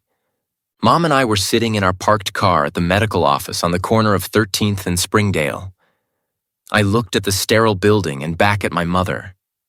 I asked, "They're not going to keep me again, are they?" "Oh no, of course not. We're going in for a few minutes. He's going to look at your hand. We'll be back home in 2 shakes of a lamb's tail." I was still apprehensive as we walked down the hallway. At a desk, my mother spoke to a lady receptionist. Mom and I sat down and looked at magazines until the receptionist called my name. We went into a waiting room, and shortly after the nurse left, a doctor showed up. He talked to me like we were friends and said we had met before. I did not remember him. He must have picked up on this and said, "I was there the day of your accident and I patched you up." Not knowing what to say, I stared at him. He took the gauze off my hand. He twisted my hand at the wrist, side to side, lifted it up, and examined all around it. Then he began to take an interest in speaking with my mother. He asked her, "Now why was the boy in the shop?" My mother responded, "It's behind our house." Then the doctor asked what kind of machine I was operating. She choked for a second and said, "It cuts metal." The next question the doctor asked went into my mother like a knife into her heart. "And why was he running it?" My mother responded, "He shouldn't have been." She looked straight at the floor, her shoulders rounded. She seemed to be smaller than a second ago. A couple of little choking noises came from her throat. The doctor turned away from her and moved over to a clipboard sitting on a countertop that housed a little sink. The countertop held things like large glass jars of throat depressor sticks and cotton balls, topped with big silver lids. The doctor studied my chart. I later found out that's what it's called. The doctor asked my mother follow-up questions. "His age is 6? My mother responded with an throat noise. He turned and looked at me. "You're going into the second grade?" From my seat on the exam table, I looked up at him and nodded. I glanced at my mother and could tell his questions were causing her grief. So I said very sternly, "Yes." I looked back at my mother, and in my mind I was standing between her and the doctor. But I didn't know how to make him stop asking her questions when that was what we came here for, to answer questions about how my hand was doing. These weren't questions about my hand, though. The doctor turned on the hot water faucet at the sink, pushed the button twice on the upside-down soap dispenser next to the sink, rubbed his hands together, and started making a lather as he told my mother. Physically, he's going to heal. He's going to have some emotional problems dealing with the incident since it was a trauma. On the word trauma, he looked back over at her. Mom's face dropped to the floor again. The doctor continued. He will possibly have some anxieties and some depression about the incident. There's going to be an increase in the likelihood that he might get involved in depressants or stimulants later in life. I had no idea what that was. Perhaps you should even talk to a psychiatrist about the accident, the doctor said. Yes, he's going to heal up just fine. I would watch for non-physical ramifications of the accident now. Another choke came from my mother's throat. I probably won't need to see him again except for regular checkups. He reached his hand to the door, flung it wide open, and stepped outside as my mother squeaked out a, "Thank you, doctor." While I stood next to my mother at the reception desk, she wrote out a check to pay for the office visit bill. I could see her hands shaking. She grabbed my hand, and I could tell by her quick steps as she pulled me along the hallway, she was mad. I thought I was in trouble. Every other step I said, "Mom." This made her realize her actions might be making me think I was the problem. She stopped and turned sharply to face me. With both hands, she stroked my hair and head, telling me how much she loved me and I had done nothing wrong. We moved quickly across the black asphalt parking lot to our car. The windows were down since it was a hot summer day. I sat in the front seat next to my mother. She stuck the key into the car's ignition but didn't turn the key. She looked up into the sky and shouted, "Lord, I am so mad at him." Then she looked at me, and I scooched over and, knowing she did not mean me, hugged her with all my might. After a few seconds, I moved back to the front passenger seat. She started the car, and with a squeal, we left the parking lot. The cool breeze from the side window vents took the edge off the rest of the trip back to our house on First Avenue. It was comforting to know I was not the only one who was mad about this, and I was not the only one who wanted to shout. Chapter 12. Life is not fair. Life is not fair, and I believe it doesn't even keep a scorecard. It just does what it wants. Much like my grandmother Bernice, or Grandma Niece as we called her. She always called my mother the Coke Lady after Coca-Cola. We drank lots of soda. The soda we always drank was Pepsi, though. It always baffled us kids why they called Mom the Coke Lady when she stood there holding a Pepsi in her hand.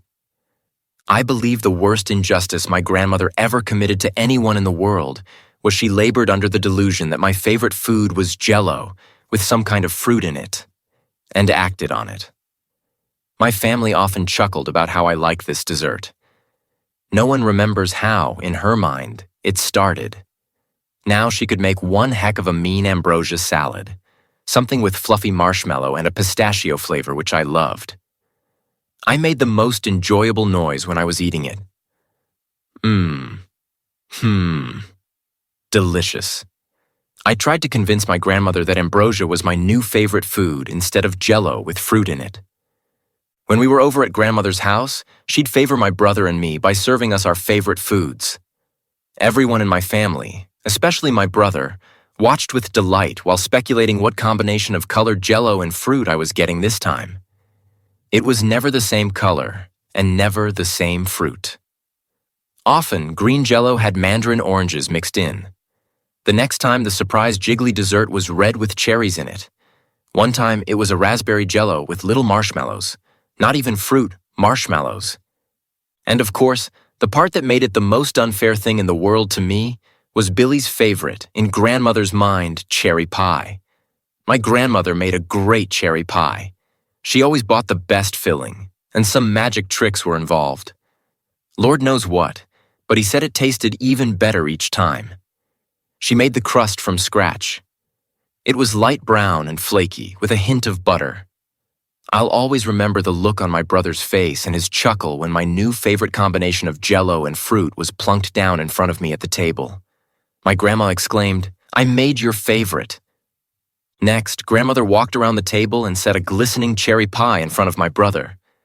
His grin said to me, "I will be taking this apart now." And I had to act as if I liked whatever combination of Jell-O and fruit was bestowed upon me every time. As Grandma walked back to the kitchen, she sang, "Can you bake a cherry pie, Billy boy? Billy boy, can you bake a cherry pie, darling Billy?"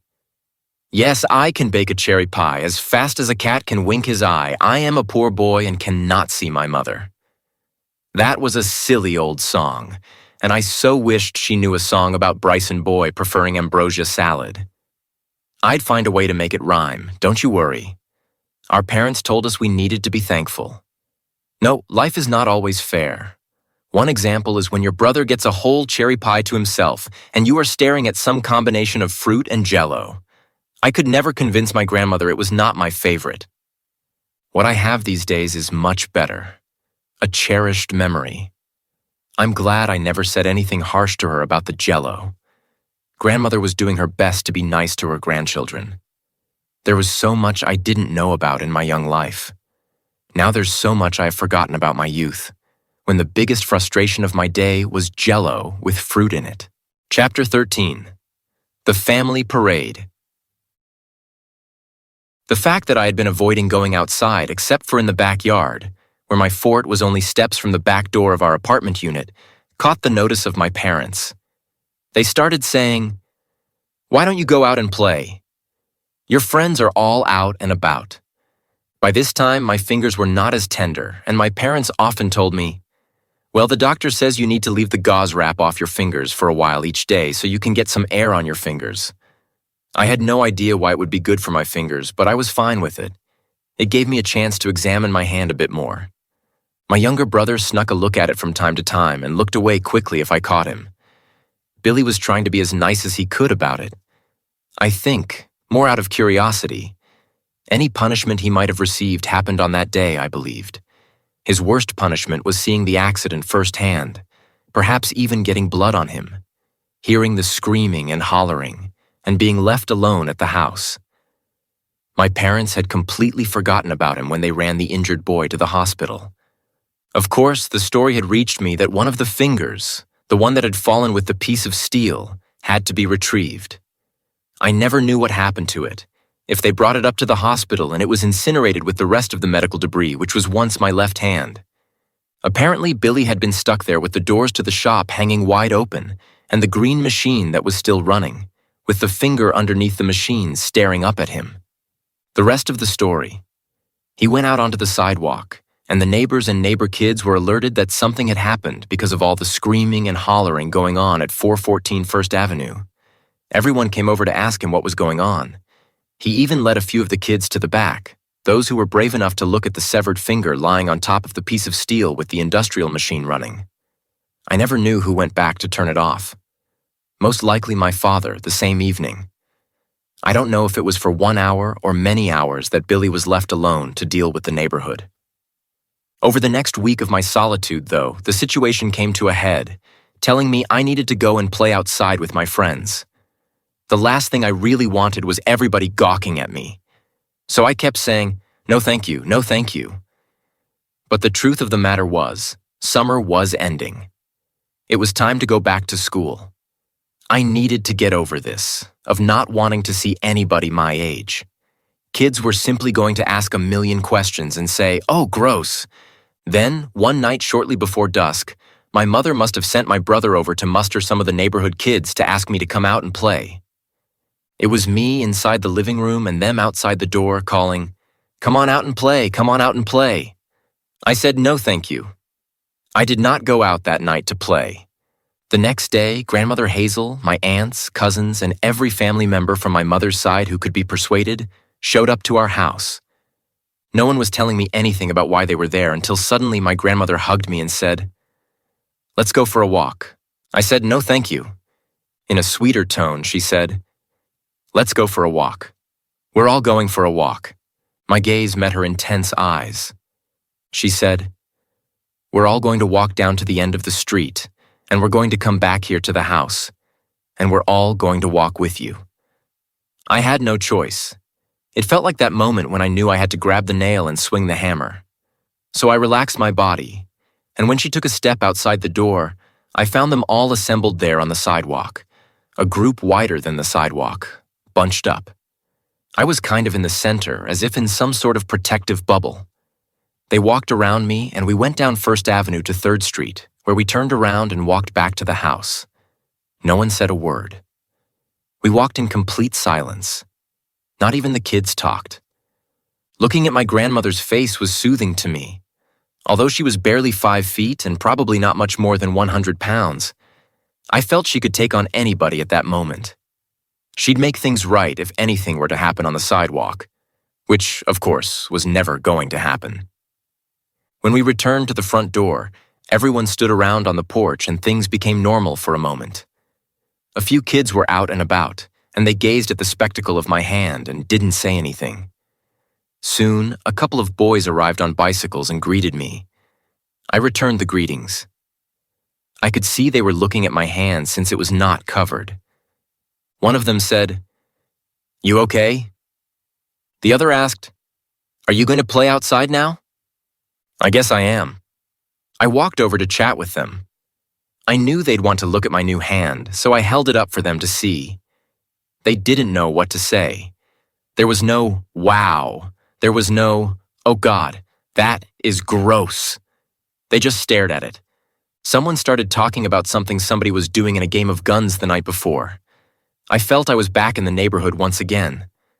I had not realized how much I had missed in those 2 months or so, but I was back and accepted by my friends.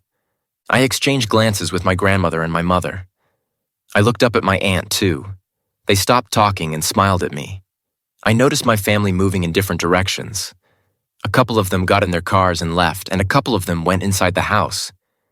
Next thing I knew, it was just me and a few of my friends on the sidewalk, which was the highway to everything fun in my world.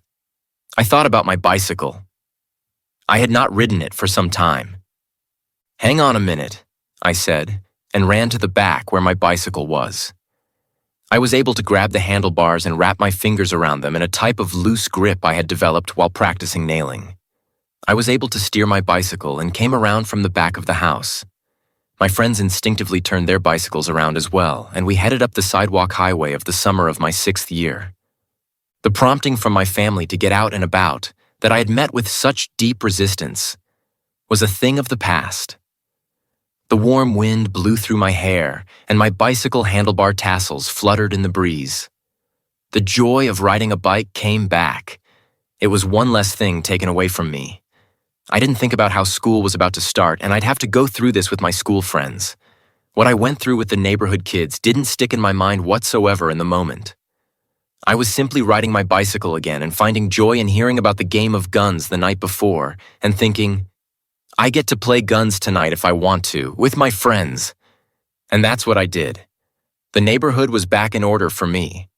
However, I had no idea of the challenges I was about to face on my first day in the 2nd grade at Jefferson Elementary School. Chapter 14. All Over Your Face. One Friday, which was payday, the workmen all gathered up on the 3rd floor where we were living, and Dad calculated their hours. Mom wrote out the checks, for one employee at a time. The rest of the men were in the kitchen, if not on the porch. On the porch, the men were smoking cigarettes, waiting their turn to come in and receive their paycheck. That particular day, there seemed to be something in the air. I heard a discussion about how one of the guys had made such a big check, but it was mostly what he had done, not the time he worked, and a lot of chuckling was going on. My mother looked distraught as she wrote a considerably large amount on a check for a guy who looked like a slacker to me. My father was reassuring her everything would be fine, and this was needed for growing the business. I didn't understand exactly what was happening. It was just a feeling. Jeff was back to visit for the long holiday weekend, and it felt good to be up to our old tricks again. He had just come straight up to me and said, "Let me see." I held out my hand. He stepped back and in a low voice said, "That's tough." Since he knew the whole story already, I didn't have to go over it again and answer questions. Now all the homes on the block had some sort of fruit tree. The fruits were readily available in their backyards. Naturally, to my cousins and me, this meant they were fair game. Instead of going home in the middle of a sweltering day, looking for a snack and being stuck inside or forced to do something we did not want to do, we foraged. We knew where all the goodies were.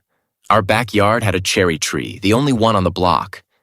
When the cherries were green, we picked them and threw them at each other until we stopped to remind each other there would be no red cherries down the road. Once the trees were in season, they were sweet and tart. A real treat. We'd climb up the tree, grab the right cherries, eat them, and spit the seed out from there in the tree. Another favorite tree was the mulberry at the Dawkins' house.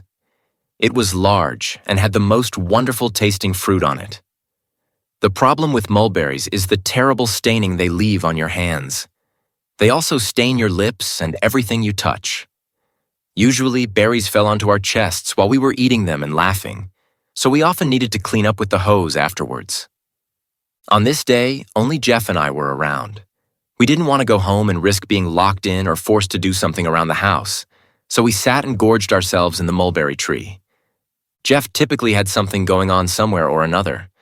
The most shocking thing he ever told me was, "You know, if you die and you don't have any money for a burial, the state will bury you." It struck me as extremely odd that my cousin, barely a year older than I, was concerned about such things. He went on to say, "They won't let you just lay there on the street or nothing." I thought, that's good. I'd hate to have a bunch of dead people lying around. After completely gorging ourselves and staining our hands and lips and clothing, we forgot the ceremonial washing off with the garden hose behind the Dawkins' house. When we reached the gate from the back of the house to the front of the house, we were met by Mr. Dawkins himself. With a stern sound in his voice, he asked us, "Were you guys eating my mulberries?" Before I could even answer, Jeff was in full denial. "No, we have not eaten mulberries," he said, looking him square in the face. Mr. Dawkins' face went from bad to worse as he asked him again, "Have you been eating my mulberries?" Jeff responded, "No, we have not." I glanced at Jeff's hands and face. They were covered in mulberries. As Jeff shook his head, mulberry juice was flying practically in all directions. I stood in disbelief. He continued to lie when it was plainly all over our faces that we had been eating the mulberries.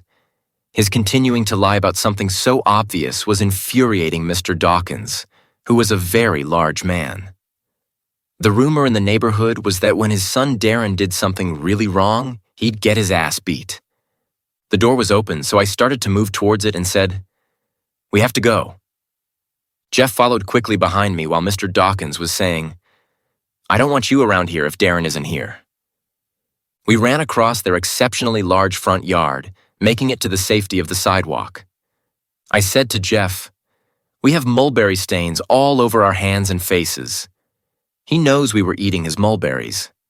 After saying something mean about Mr. Dawkins, Jeff turned and headed back towards the house. I made sure never to go into the backyard at the Dawkins house without Darren, ever again.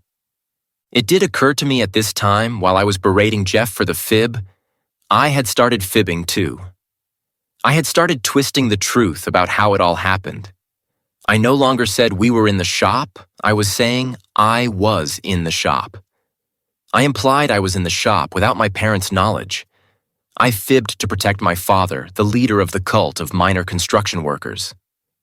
I thought about why I did this for a minute or two as I watched Jeff walking back to the big white house on First Avenue. Now I know why I did it. I hated hearing the other kids tell me my dad was wrong to let my brother and me near this finger-taking machine. One kid told me I should sue my father.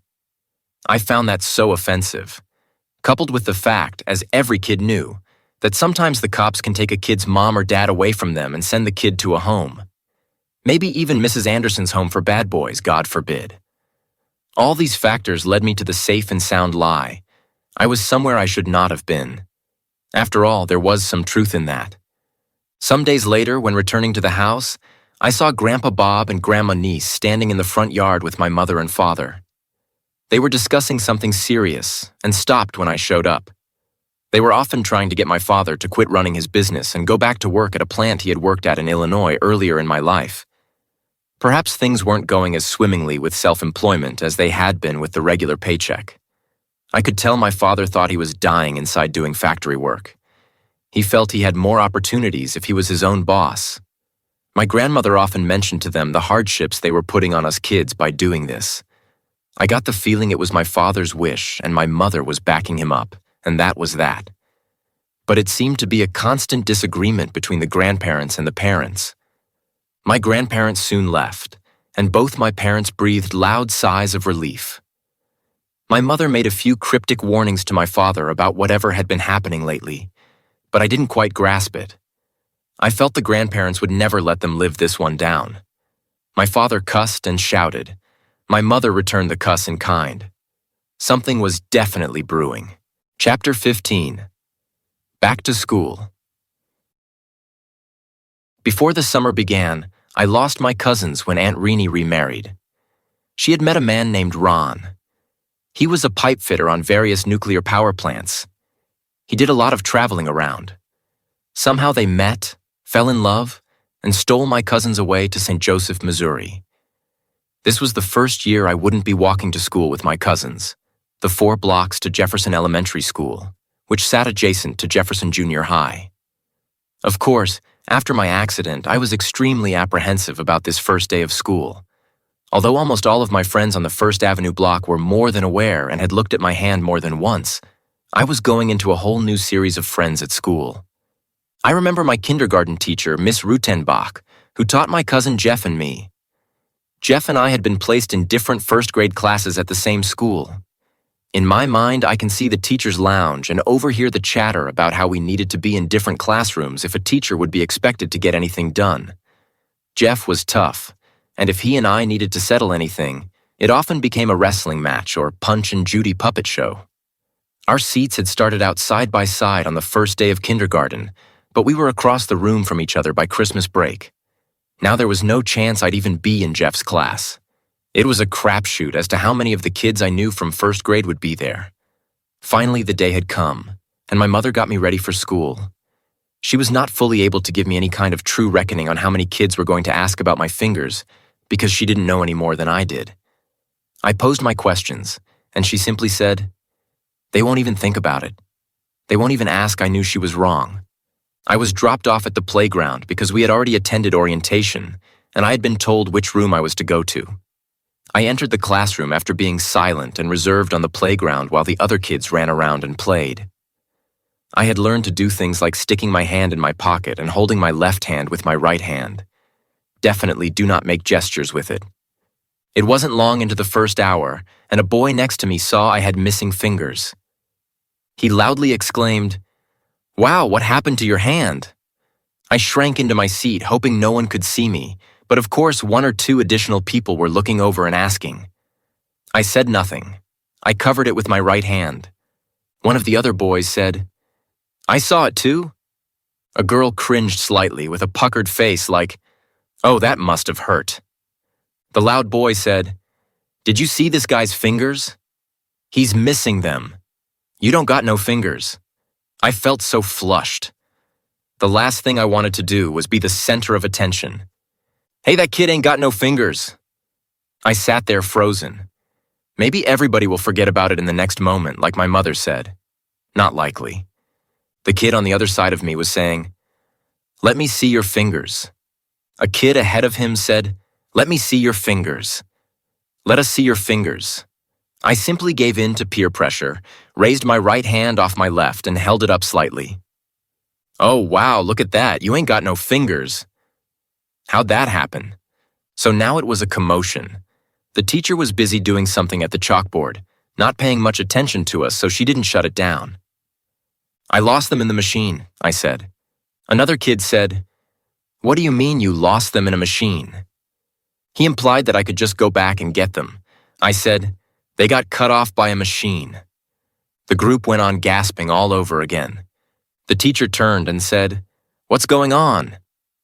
The loud boy said, "He ain't got no fingers."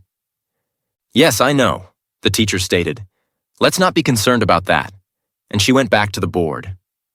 Silence for a minute or two. Then a kid from the far right behind me said, "I didn't see them." "Show me again." I told myself, show them and get this over with. I turned my hand quickly for him to see. Now another area of the classroom was in full view of my hand, missing fingers, and new gasps and comments erupted. My stomach was churning so fast and my head spun, thinking my entire day and the rest of my life would be like this. The teacher gave a quick shh to the wows, oh no's, and did you see? The room grew quieter, but everyone's eyes were still on me. I could hear the conversations all over the classroom, quiet whispers to each other. "Did you see that?" Then, every whisper I heard, I assumed it was about me. The fact that I'd lost my fingers to some machine. This seemed to go on in hushed tones for another 10 or 15 minutes. Finally, I reached a point where the churning in my stomach could not take it anymore. I raised my right hand, said the teacher's name, and stated, "I don't feel well. Can I go to the office?" She turned and looked at me and instantly said, "Of course you can." Getting up, I didn't grab a single one of my school supplies, even though I knew I wasn't coming back. In the principal's office, I repeated, "I don't feel good. My stomach doesn't feel good. I think I'm sick." They were probably aware that the situation might be touch and go for me on the first day. A pleasant woman said, "Yes." I realize now she didn't even ask my name.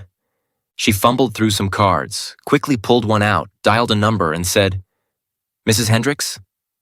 I could hear my mother responding from the back of the conversation. "Bryson's not feeling well. He'd like to come home."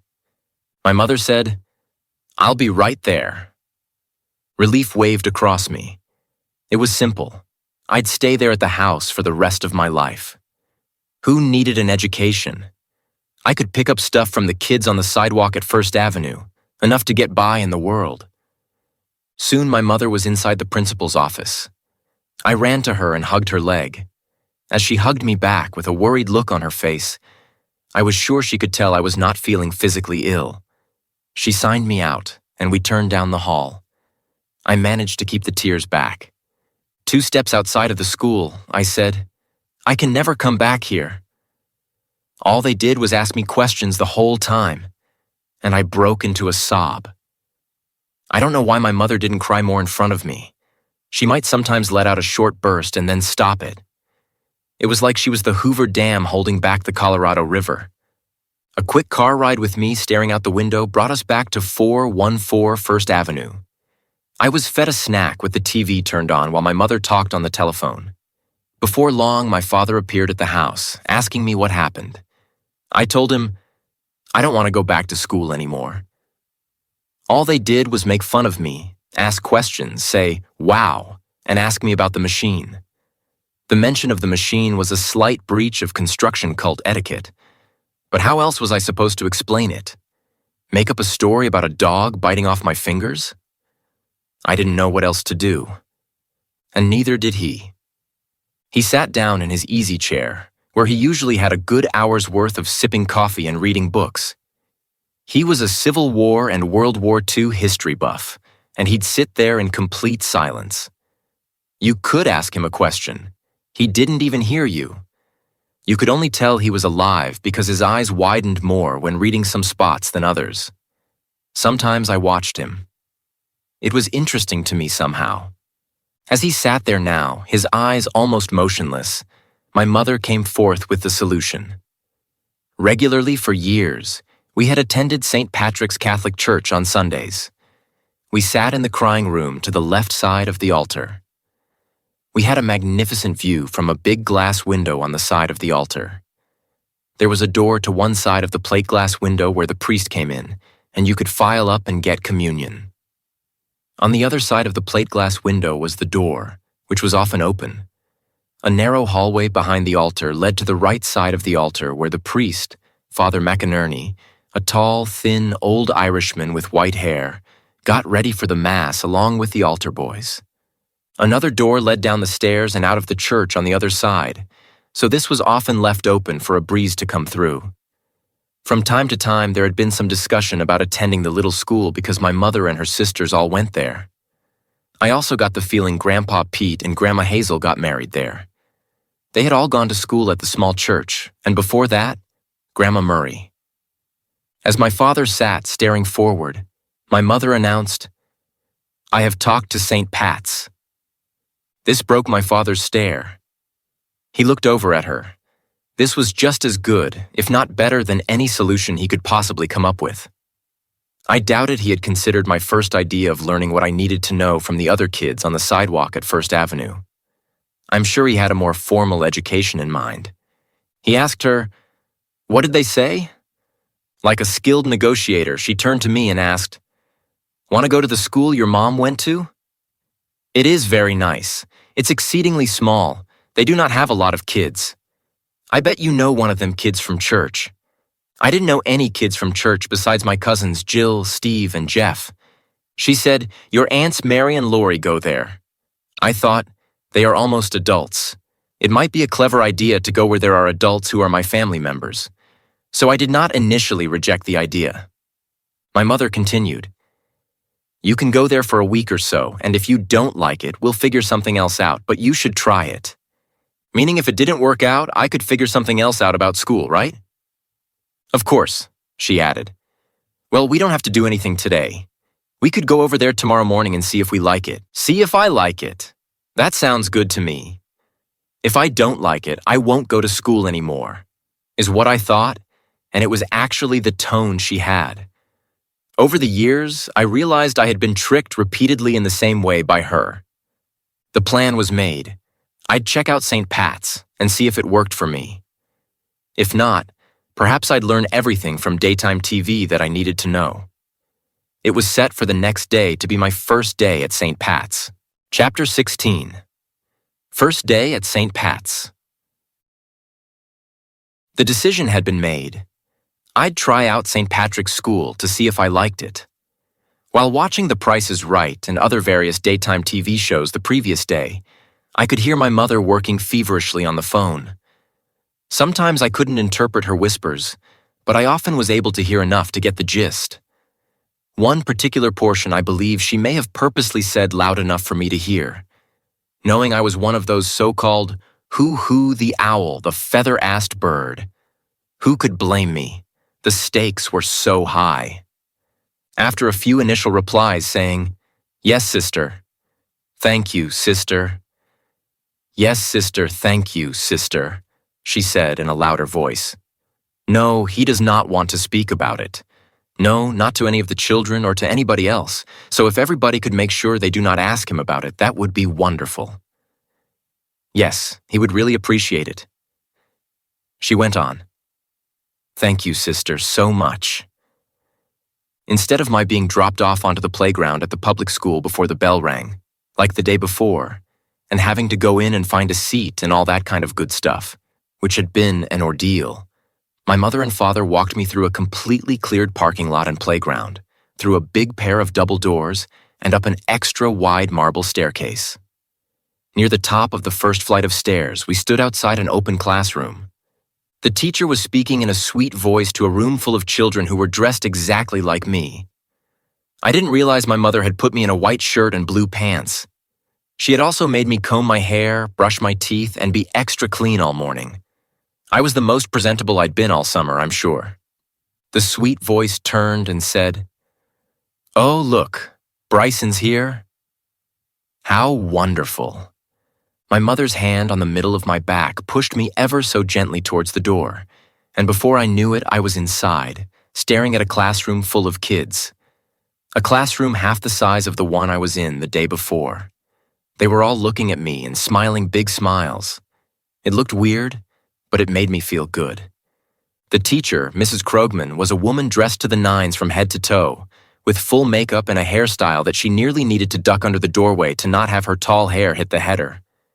She took me to the middle back of one of the desk and chair rows, sat me down, and opened the small workbook. She told me, "This is what we're working on." I looked up to see if anyone had cranked their head around to gawk at my fingers or to ask questions. They had not. They were all facing forward. So I looked at the book worksheet. It was some easy math. Single numbers, just pluses and minuses of each other.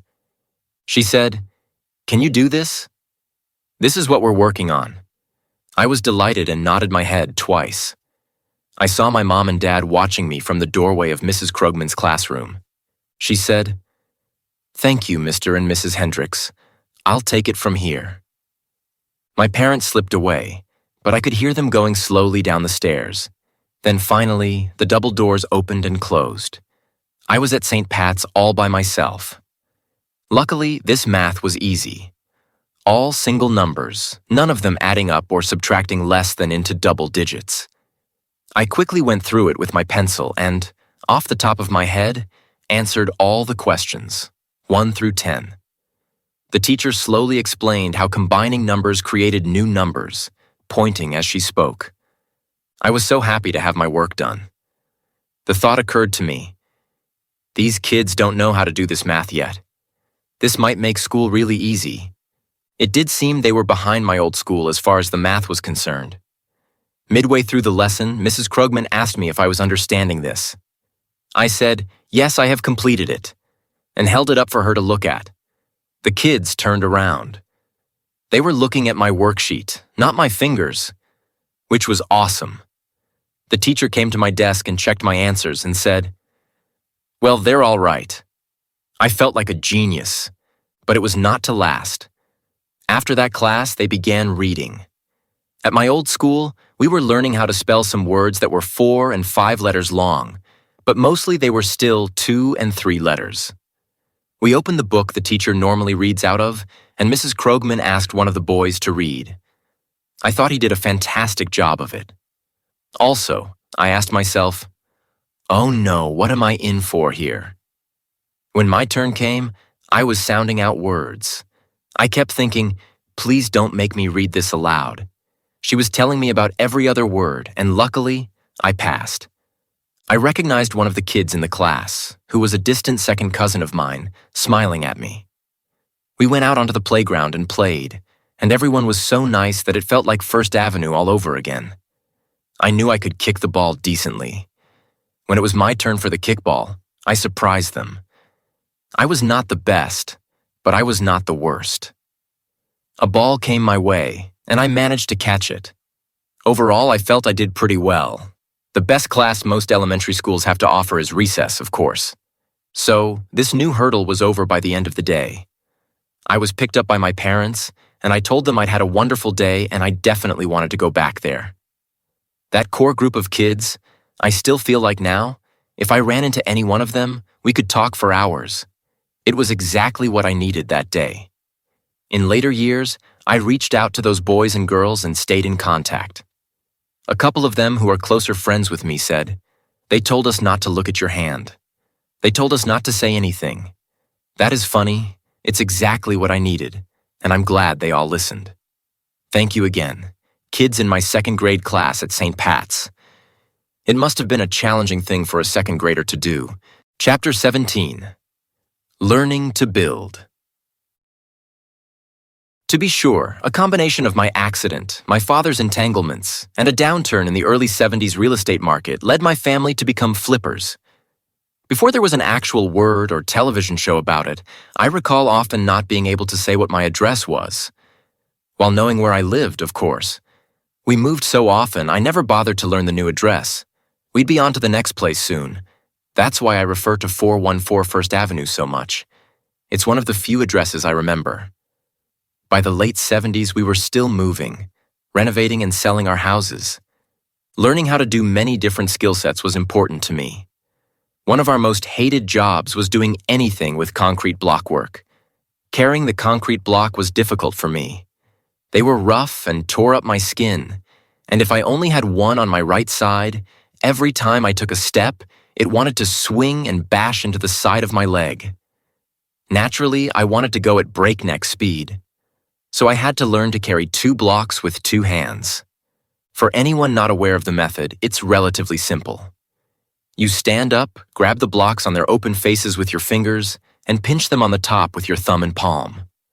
This was extremely difficult on my left-hand side, so I had to choke it up farther. That put a lot of pressure on the first finger and thumb. I tried to use my pinky and my palm against each other as well to balance out the grip. I had to go slow walking at first because sometimes I'd drop the concrete block and have to pick it up again. By the end of the day, I was easily moving at a good pace. It roughed up my palm and 4 fingers quite a bit. Some tasks were easy because they were dominant hand-favored, like painting or swinging the hammer. When we were demoing or demolishing something or another, my grip got strong. I could swing a hammer and a sledgehammer. I could shovel and rake. My folks' tools were often subpar or hand-me-downs. Thus, it was common for me to overcompensate with my right and break a handle on a shovel or rake. Stucco work, which is often what we did to the exposed limestone foundations of some of the older houses we were redoing, was another 2-handed tough job.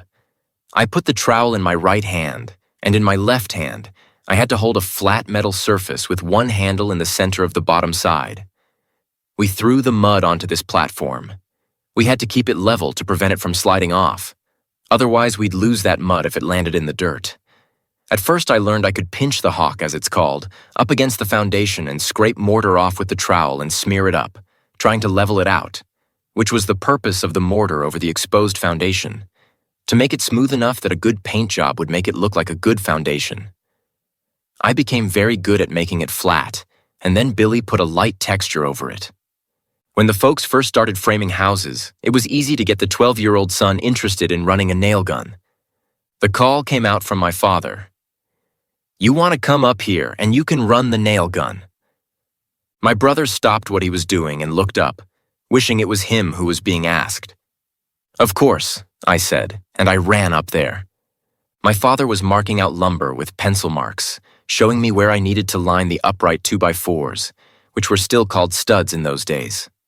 With the plate marks on the top and bottom plates on the wall, I'd have to grab it with my left hand and keep my hand far enough away so I didn't shoot myself with the nail gun.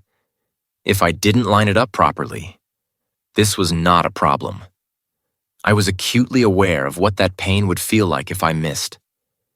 I became proficient at assembling walls, standing them up, climbing ladders, and putting on a second top plate to tie the walls together. After our pushing and racking them so the wall became straight, they were braced against the existing floor. What more fun could you ever ask for?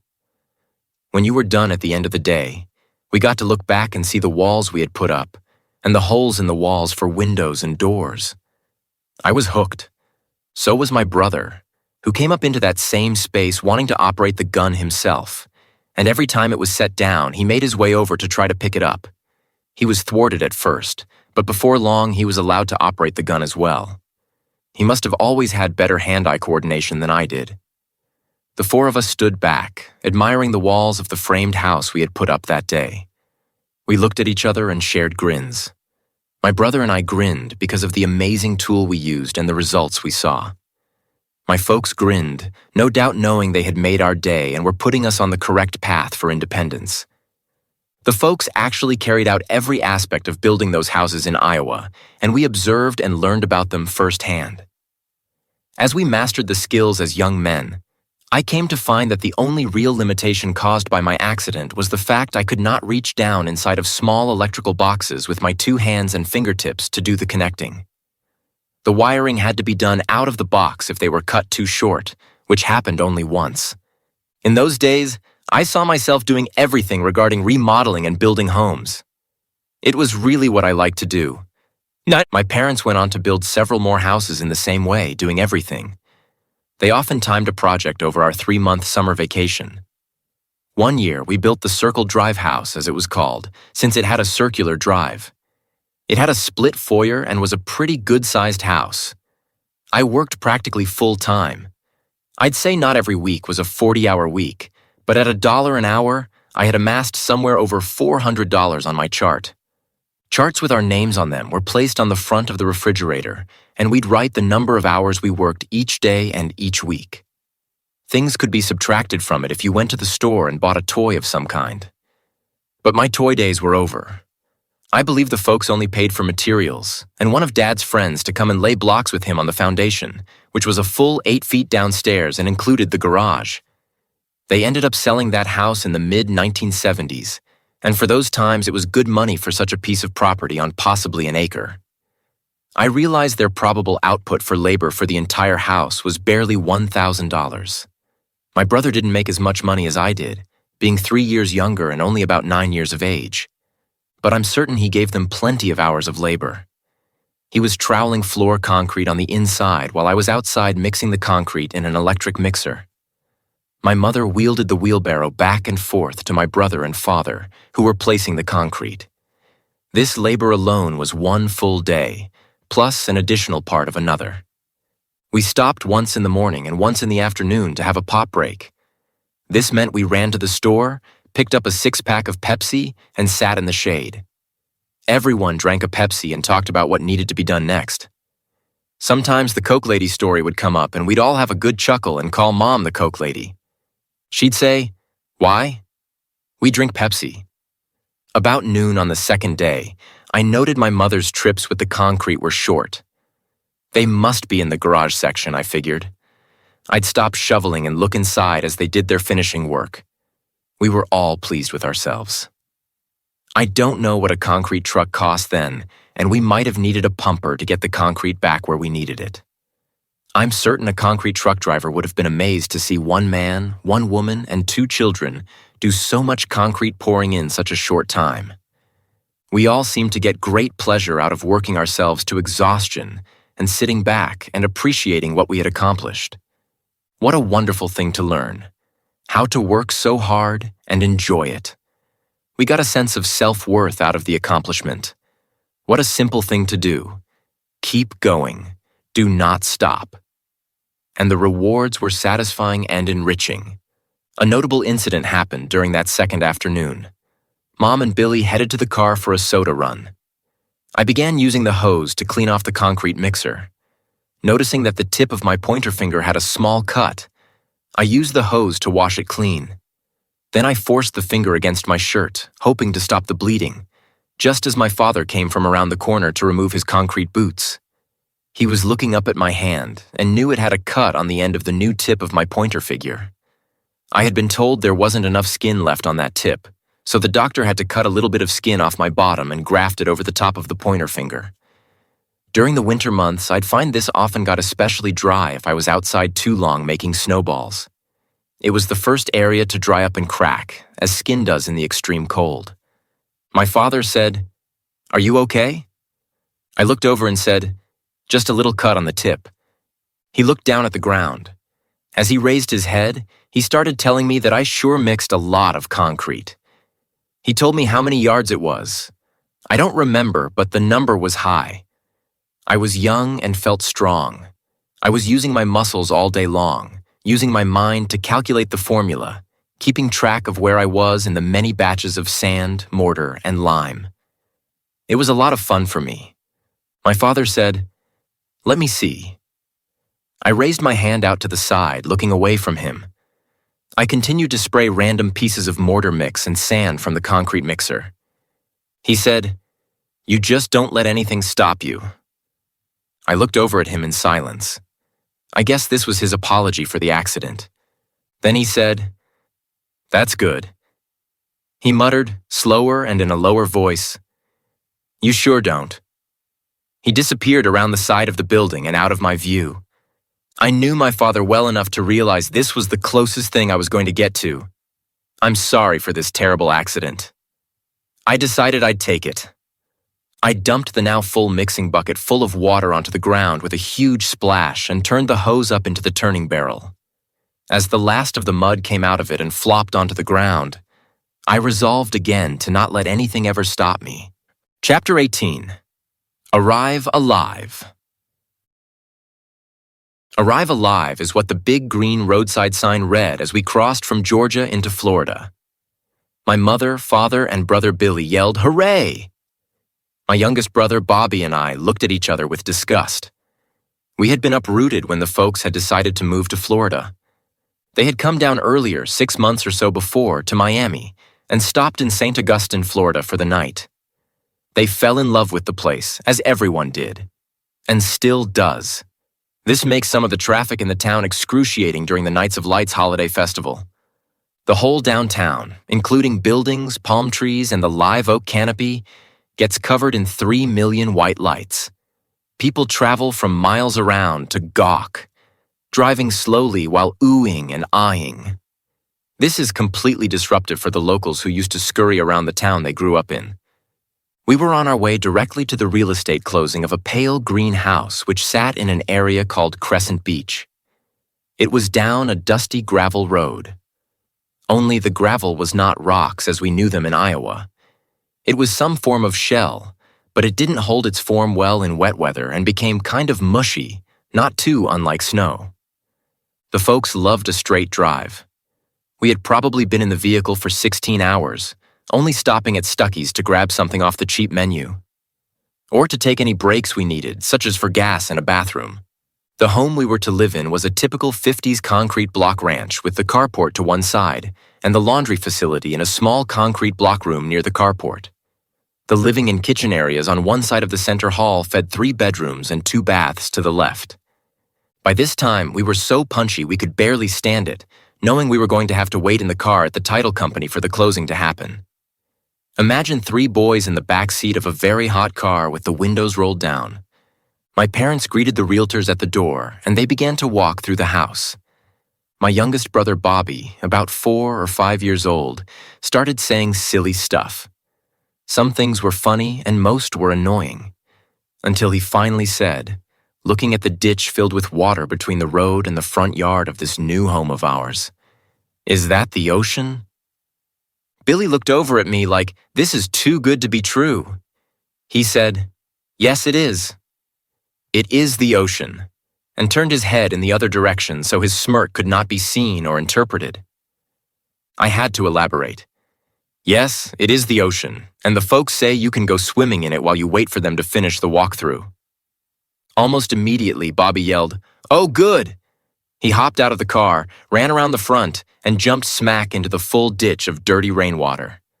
Billy and I burst out laughing. Looking out the window at him, Billy asked, "Is it fun?" "Yeah, come on in," Bobby said. "No, I'm all right."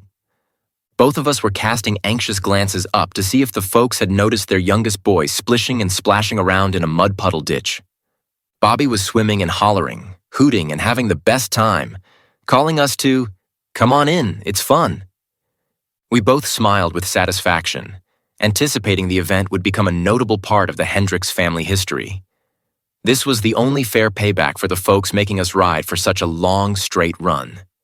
We had been cramped up in the back seat of the car, sleeping on each other's shoulders, staying awake too long, staring blindly into space, and getting numb from the 16-hour drive straight from Clinton, Iowa. We had to leave Iowa about the time you might be relaxing for the evening. The folks took turns driving back and forth all through the night and half of the day. It was early afternoon by the time we had made it to Crescent Beach.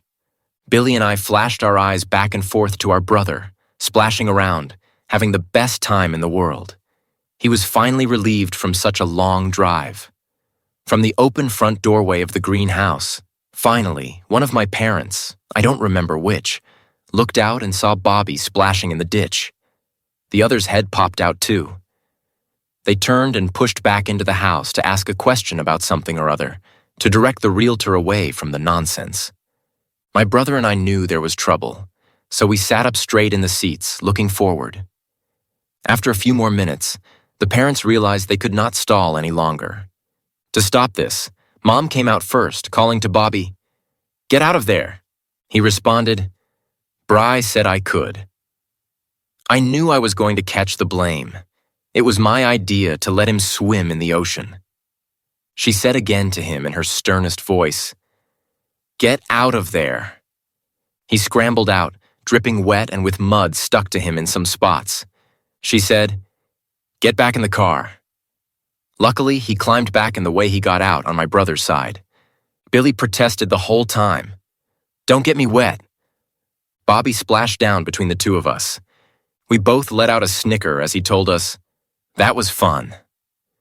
By this time, my father had dispatched the realtor, and they were heading off to the closing. The parents knew the two older brothers had put him up to splashing around, and I'm sure they wanted to splash around themselves after such a long ride, so the criticism was all we heard. No punishment included. Dad said, "I'm sure they think we're some dumb old Iowa bumpkins." Mom said, "They must think we're the biggest group of animals they've ever seen." Billy and I were trying to hide our smirks. The conversation, in general, and watching my brother splash around was more than enough reward and relief given to us for such a long drive. And what undoubtedly would be more than an hour of sitting and waiting for the title company to close on the property, and for us to get back over to the new house and possibly the real ocean. The real ocean was where we ended up, the first time we came to Florida. As far as you can see in a 180-degree view or better, there is nothing but water and sky. The waves rumbled and roared in a way I could have never imagined. Stepping into the edge of the waves from the sandy beach, I instantly felt the sensation of the sand slipping away underneath my feet. The wave ran back into its giant mass before it crashed again on my feet and shoved me back in the other direction. The deeper I went, the more I was shoved back and forth by the waves. The water was salty and it stung my skin slightly. I was aware that the sun was brighter and warmer than in Iowa. I quickly realized we didn't need to spend as much time in the sun to get a suntan in Florida as we did in Iowa. Deeper and deeper, we went waist high. The water actually did not push us back and forth as hard as it did against our legs. I stepped in farther, shoving myself above the top of what is called the breakers, where the wave has broken from water as we know it to a white froth that forms for a short period as the wave breaks and begins to settle back down into normal ocean again.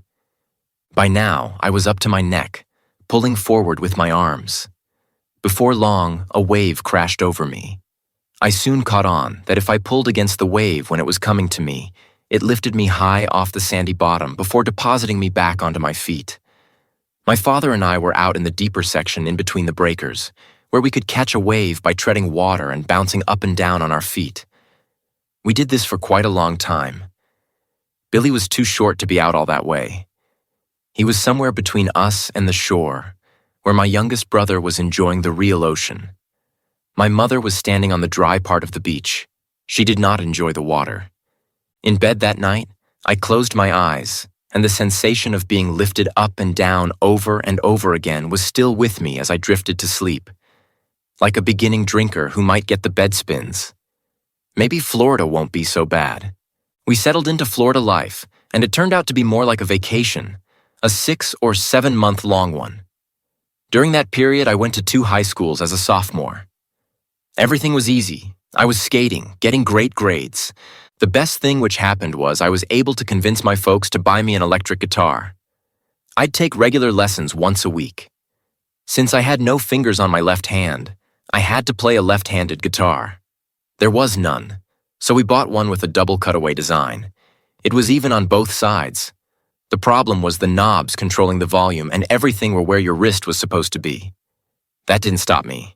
I played it and received a few albums as gifts. I really enjoyed it and practiced as much as I could.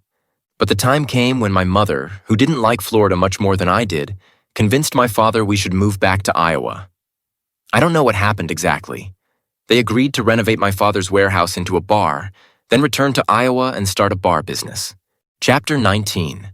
Rock and Roll. The bar was to be called the Brewmaster. It was the first bar you'd see on the way from the highway where all the factories were located. On Fridays, my father put a sign out that read, "We cash checks." He kept enough cash so that several of the workers coming home from the factories didn't have to go all the way to the bank first. They could stop at the bar, cash their check with him, and sit there to drink some refreshments. The plan was relatively successful. What really made the place go off, though, was the music. By then, I was so into music that I had switched from rhythm guitar to the bass guitar and got lucky enough to acquire the most amazing real left-handed Ibanez precision-style bass with a beautiful case. I was still taking lessons, but as fate had it, I got invited to practice. After it was discovered, I tried to join the jazz band, which was an actual class during regular school hours. It was more structured than I liked and not really my style of music. Yet it led to good things. The captain of the football team asked me to join his band. He played with another guy who was pretty good, and they played a lot of Lynyrd Skynyrd stuff. He was fascinated by the fact that I had just come back from Florida. We played a number of songs together, but he was also busy with football and he was a good student. The next thing I knew, another couple of guys asked me to play in their band, so I went over to practice with them. They were really rock and rollers. These guys had a dark, shabby basement with no windows. Really. A wooden makeshift door at the entrance opened onto a great big hill at the back of the house. We practiced at Jeff's house. Though he was only a junior, he declared it was his house. He lived there and rented it. His mother was present sometimes, but not always. It was the perfect place for 4 teenage boys to run amok. Then rock and rollers and teenagers aspiring to be like their favorite rock star often emulated them by speaking the way they did. The guys in my band all had their favorite catchphrases. Bob, being the most studious and an avid reader of Rolling Stone magazine, often quoted the magazine or a particular artist he liked. He'd say things like, "Steven Tyler and Joe Perry are called the Toxic Twins. When they get together, they party too much, but they make great music. I think they are the most underrated American band of all time." At this stage of their careers, they were on the outs before their second resurgence, when they teamed up with hip-hop artist Run DMC for the remake of Walk This Way. This revitalized their music for a whole new generation. Jeff also had his own sayings, and his mannerisms were mostly original. The slit, bloodshot eyes, his relaxed shoulders and body, and the way he'd say "man," the way "the dude" in The Big Lebowski said it. That movie came out years afterwards, though. Maybe the dude stole it from Jeff? Ed, the coolest of us all, had a mannerism between a nervous twitch and a guy who was extremely cool. In a relaxed way, kind of like the Fonz from the sitcom Happy Days. Everyone in school knew this guy was rock and roll. He was the drummer. He'd do drum solos on his desk at school with his fingertips, and all the other kids moved to the beat like they were enjoying the music at a concert. Ed had spent some time in Jacksonville, Florida, where the implication was he might have known someone from Lynyrd Skynyrd because he knew a few of their facts. I don't think he ever played with them since he had been back in Iowa for a number of years. His favorite word was dude. Everyone was dude. I didn't have any saying. Still untested, I had not played any venue where people could say, "Yeah, that guy's good." But that's what I wanted. That, "Oh, that guy can play" talk about me. One more thing. I was going to have to try a bit harder than the next guy to achieve. Then I could have my own cool talking point or cool catchphrase, making everybody realize my street creds were legit. Regular practices happened in the dark and dreary basement. The majority of the time was spent goofing off and preparing to do something, but rarely hitting the mark. Often, 3 or 4 hours of practice turned into about an hour or so of actually playing.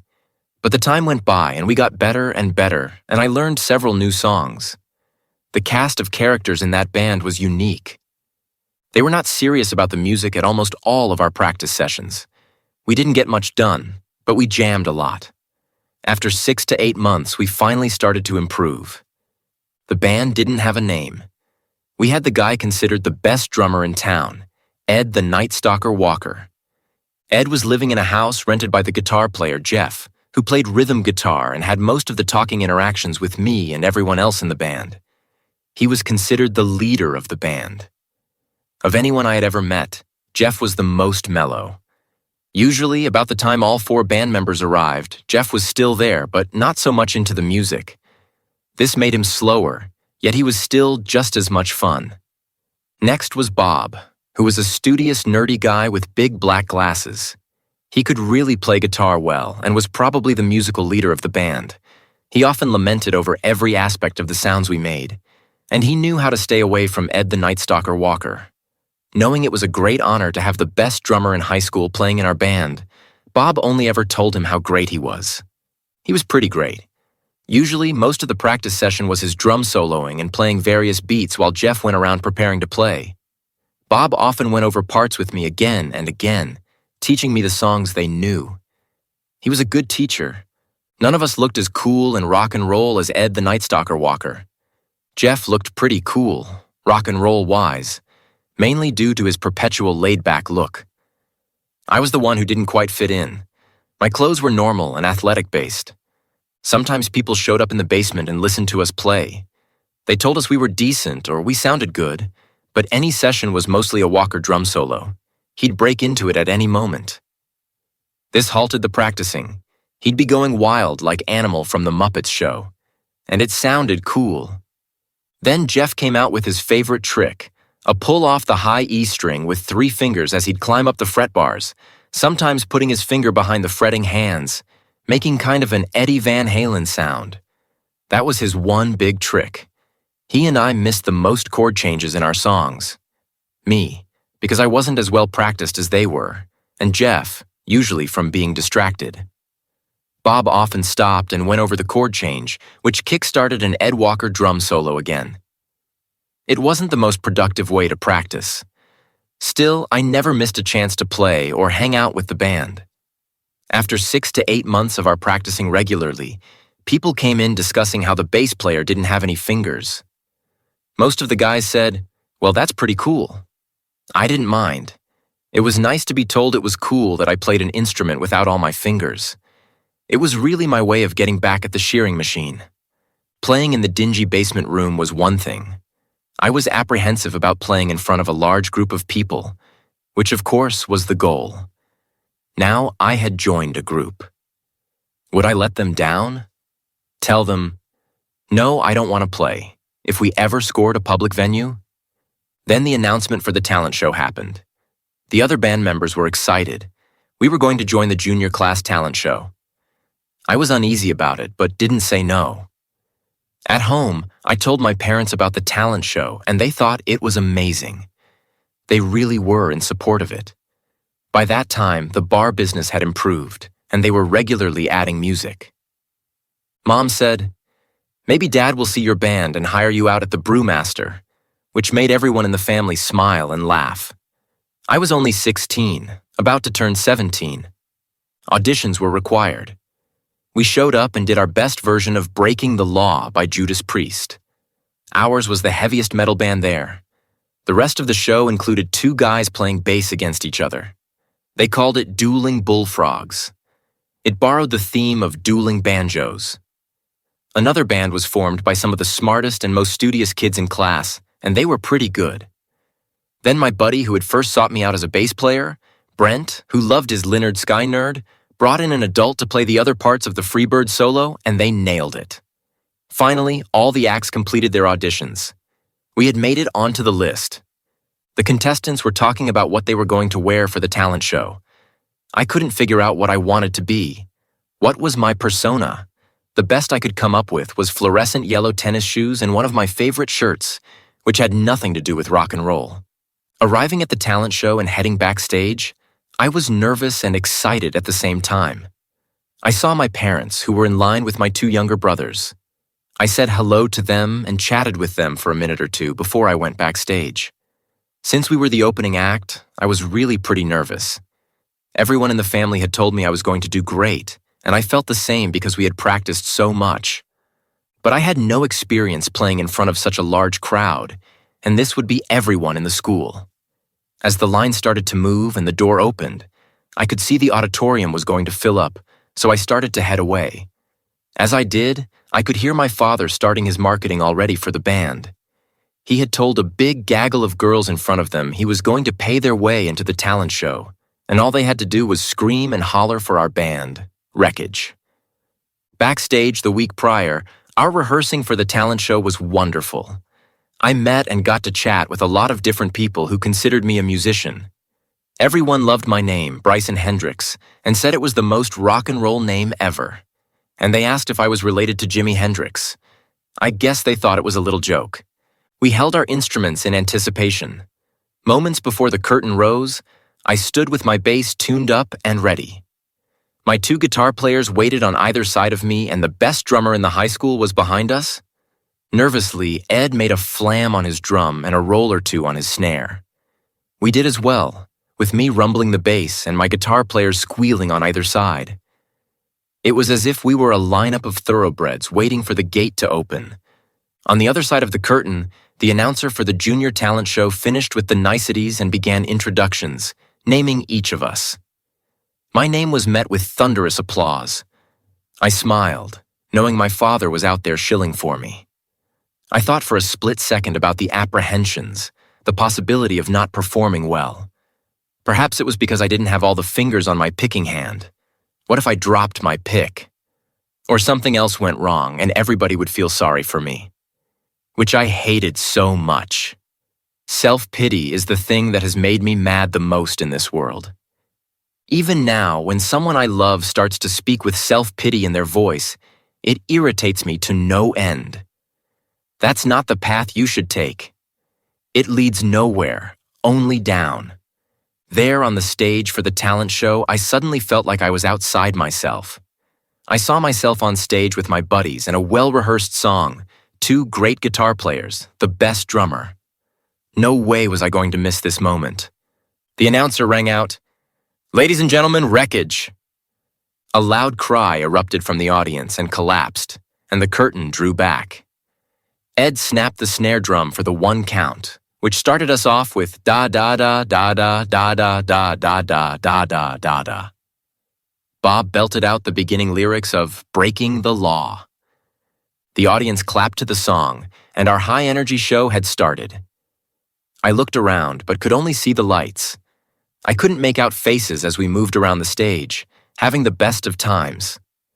Jeff, in his referee shirt, was acting crazy. Bob was hitting every note on his vocals. We were doing it. We were having a ball playing our music. I started to move around the stage and smile at the crowd. I was rocking and rolling. Chapter 20. Creds. The junior class talent show was my high spot for grabbing creds. By this time, everyone knew we could play. More and more people showed up at our practices. My dad had let us play out at the bar once or twice as an opening act. And my big street cred came when I was standing at the malt shop across the street from the high school, wearing my Ozzy Osbourne and Def Leppard concert t-shirt from the night before. Some posers who wanted to be rock and rollers came in and started talking to Jeff and me. The talk was about how Def Leppard had blown Ozzy away, about how great they were. Def Leppard was coming into its own and the band members were good. When Jeff noticed my face wrinkle up as the guy was talking, he said, "Bry, you were at the concert. What did you see?" I said, "I cannot believe that's how you feel about it. I thought Ozzy did great. First off, it's Ozzy. He didn't miss a lick vocally. He is so entertaining. He's such a nutball, and I love all his songs. I had probably worn out my Blizzard of Oz album, to my parents' chagrin. You've got Tommy Aldridge on drums," I said, sitting up on a giant riser. "You got Rudy Sarzo smacking most of his notes out by smashing his bass with his fist. Last but not least, you've got Randy Rhoads, probably the greatest guitar player right now, playing the best songs on their albums. With Ozzy lifting him up by 1 leg?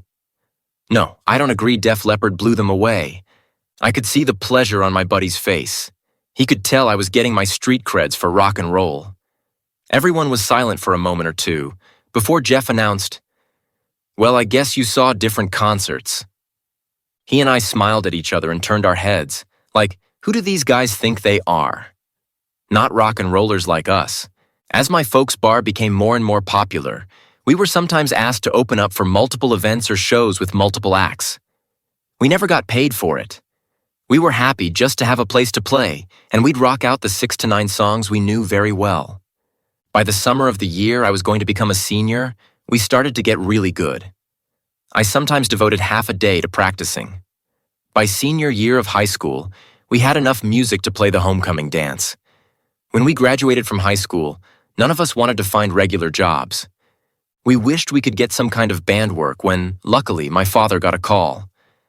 My mother called him to the phone, saying it was Kurt Bausman from a band called Teaser. My father talked to him for a minute or two and said, "Oh, you want to talk to little Bry?" which was me. He called me to the phone. Kurt asked if my 2 buddies, Ed was gone by then, and I wanted to join his band. Kurt had recently broken up with the other members. He had a van, a PA system, and a gig at the end of the month. We were elated and started playing with him immediately. It was the first venture into actually playing songs that girls wanted to dance to. Most musicians have songs they prefer playing. They're usually the more complicated, hard-to-dance-to songs of whatever era they're in. They also know if you want to get paid, you've got to play the song Brown-Eyed Girl. There's nothing wrong with the song. It's just been done so many times that bands get bored with it. About 6 months into our regular gigs, hopping in the van and going anywhere, we were lucky enough to become the house band at a local place called the Anchor Inn. We'd start at 9 p.m. and play till almost 2 a.m. 5 nights a week. We'd be pushed out of the bar at the actual closing time. Afterwards, we went down to a place called the Country Kitchen to eat breakfast and hang out and talk till about 4 or 4:30. Then we headed home to sleep, when most people were getting up to start their day. We slept in till noon or 1 o'clock each day. I got up, showered, blow-dried my very long and cool hair, got something to eat at about 5 or so, and started the slow process of gathering up and touching base with each one of the buddies in the band so we could be there around 8 or so to chat with people before starting our set play till 2 a.m. The next day, we did the whole thing all over again. It was heaven. I was long over people staring at my fingers and asking questions about them. After all, I could play an instrument in a band. We were good. People looked up and noticed something different and said, "How's he doing that? I don't think he's got any fingers." I was doing as I did to hold the nail when my grandmother told me, "Don't miss." I was pinching the pick between my thumb and the side of my pointer finger. Also, I got extremely fast at picking, especially the big fat strings of the bass. Sometimes I think playing music is one of the greatest salvations of my mind, body, and soul. Till one day, when we were playing a small Illinois town festival and we were only the opening act. I looked out and realized that as much fun as this was, it was time to grow up and make a living. So I quit the band, got married, and started a family. Yes, there were more than a few ups and downs and a couple of marriages. Fortunes lost and regained. More than a few pitfalls. These events finally led me to a point in my life where I'm able to sit down and recall what turned the page for me. What, in a nutshell, is inside me that makes me who I am and what I have become. Invariably, I come back to the work ethic given to me, shown personally to me by my parents. During good times and bad, they worked every day as hard as they could to achieve their goals, and after a wonderful run of house building, after I moved back to St Augustine, Florida, they both were able to retire before the age of 50. My folks always had a few rental units or something they could sell or a bit of money stuck away, although we lived as if we were on the brink of disaster. Perhaps that's why I feel this way. In my later years as I write this, through the hard work and skill sets taught by the cult of construction, I managed to reach independent financial freedom. My parents have passed now. The strength they've given me and the more I learn about them and what they went through in their lives serve as a daily reminder. However, I can never get on the phone and ask my father for advice on what he'd do in this position or with this opportunity. I can never talk to my mother about the simplest things. Their words remain in my heart, though. I am finishing my 50s and starting into my 60s. I've been blessed again with a good marriage to a sweet lady who enjoys music as much as I do. She has the voice of an angel, which I only discovered after attending a karaoke party with her. I looked around after hearing this voice, and I followed it into the kitchen. My beautiful fiancée was singing into a microphone with one hand and preparing something in the kitchen with the other. I couldn't help but tell her, "Wow, you have such a beautiful voice. We need to start playing music." Turns out she also played guitar, so we were off and running. These days we play regularly around our town, at least once a week, standing gigs at several places, and we have hosted open mics where we encourage others to follow their dreams of music. We help local festival people with musical acts and play some ourselves. We will never headline at Red Rocks Amphitheater or win a Grammy. Still, we do approach our musical time together with the same motto Grandma Niece taught me. Don't miss. Epilogue. Matchbox giveaway. Loading up for any gig is a busy venture. There's checking and double-checking to be certain everything we need will be at the gig, because there's no time to go back if we forgot something. But it was time to forget something. I looked at the two blue cases of Matchbox cars that had provided normalcy and camaraderie that summer of my fateful year. Scooping them up, I brought them into the van and placed them down on the driver's seat floorboard. Amy glanced over and asked, "What are you going to do with them?" "I think it's time to give them away." She smiled at me and looked forward as we drove off to the Cathedral Parish Festival to play music. We had a perfect spot in the lineups. Saturday, second to the last. Quite a feat, and we were pleased with ourselves.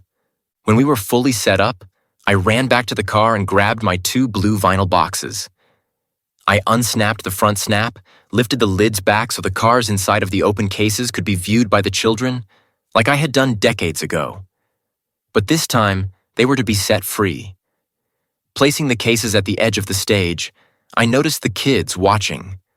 Something that colorful definitely meant fun for children. After a few festival announcements, the MC introduced each member of our band. We started playing music, which brought a medium-sized group of children to dance in front of the stage. At the end of the first song, I said into the microphone, "I have some Matchbox cars here and I'd love to share them with you guys if you'd like to. Come up one at a time and pick them out." Immediately a line formed, with the familiar first, second, third, just as in the past. Again, I was able to share my cars with kids for normalcy and acceptance. Amy and I started the next song, and as we played, I saw some of the kids racing the tires across their open palms. Some kids were down in the dirt, making car noises. Some of them just held them while talking to each other. It felt as though a journey had come to an end. Conclusion? While preparing my story over the last months, I've been thinking deeply about my life. I realized that the horrible accident, the steady work ethic, the fact that sometimes I could be outside of my body looking down at myself, predicting the future or deciding which way to go. Each is a gift. Everyone has this gift if they try to develop it. People are hoping for their big revelation, for the moment you come out of yourself and transform into a new you. Let me tell you, perhaps the best thing to do is improve the old you. After all, you've got a good place to start. It's not as much work as you think, and you can change plans and go in a different direction anytime. I suggest working on yourself first. Enter the work ethic. When you're tired and hungry, and it's the last hour or so of the day, and you don't want to quit because you'll have to restart in the morning, you can complete the project if you power through. Suppose you don't feel like getting up, doing it today. Do it because you know it's going to make it better tomorrow when you realize you're being sensible. Do what is best for you in a positive way. Stop worrying about what people think about you. Move forward, making your life the best you can. It's going to take getting out of your head for a minute or two and looking down the road. If I were to give a person some good advice about the future that would truly help, what would I do? I wouldn't say to feel good now and not worry about later. A good friend doesn't do that. A good friend says, you need to try harder. It will lead to success. Being a guitar player with no fingers is possible. Bartending? I use both hands. I've trained myself to hold a wet glass with the hand with limited fingers. Always look for a new challenge. It makes for a good life. I know I have lived it and I still do, and I enjoy it. Don't miss. If you enjoyed reading this book, please leave a review on Barnes & Noble and/or Amazon websites. I read every review, and they help new readers discover my book. To see Amy and me play music, check out Hendricks Band on YouTube. If you get to St. Augustine, look for us at the local clubs. Thank you. Bryson.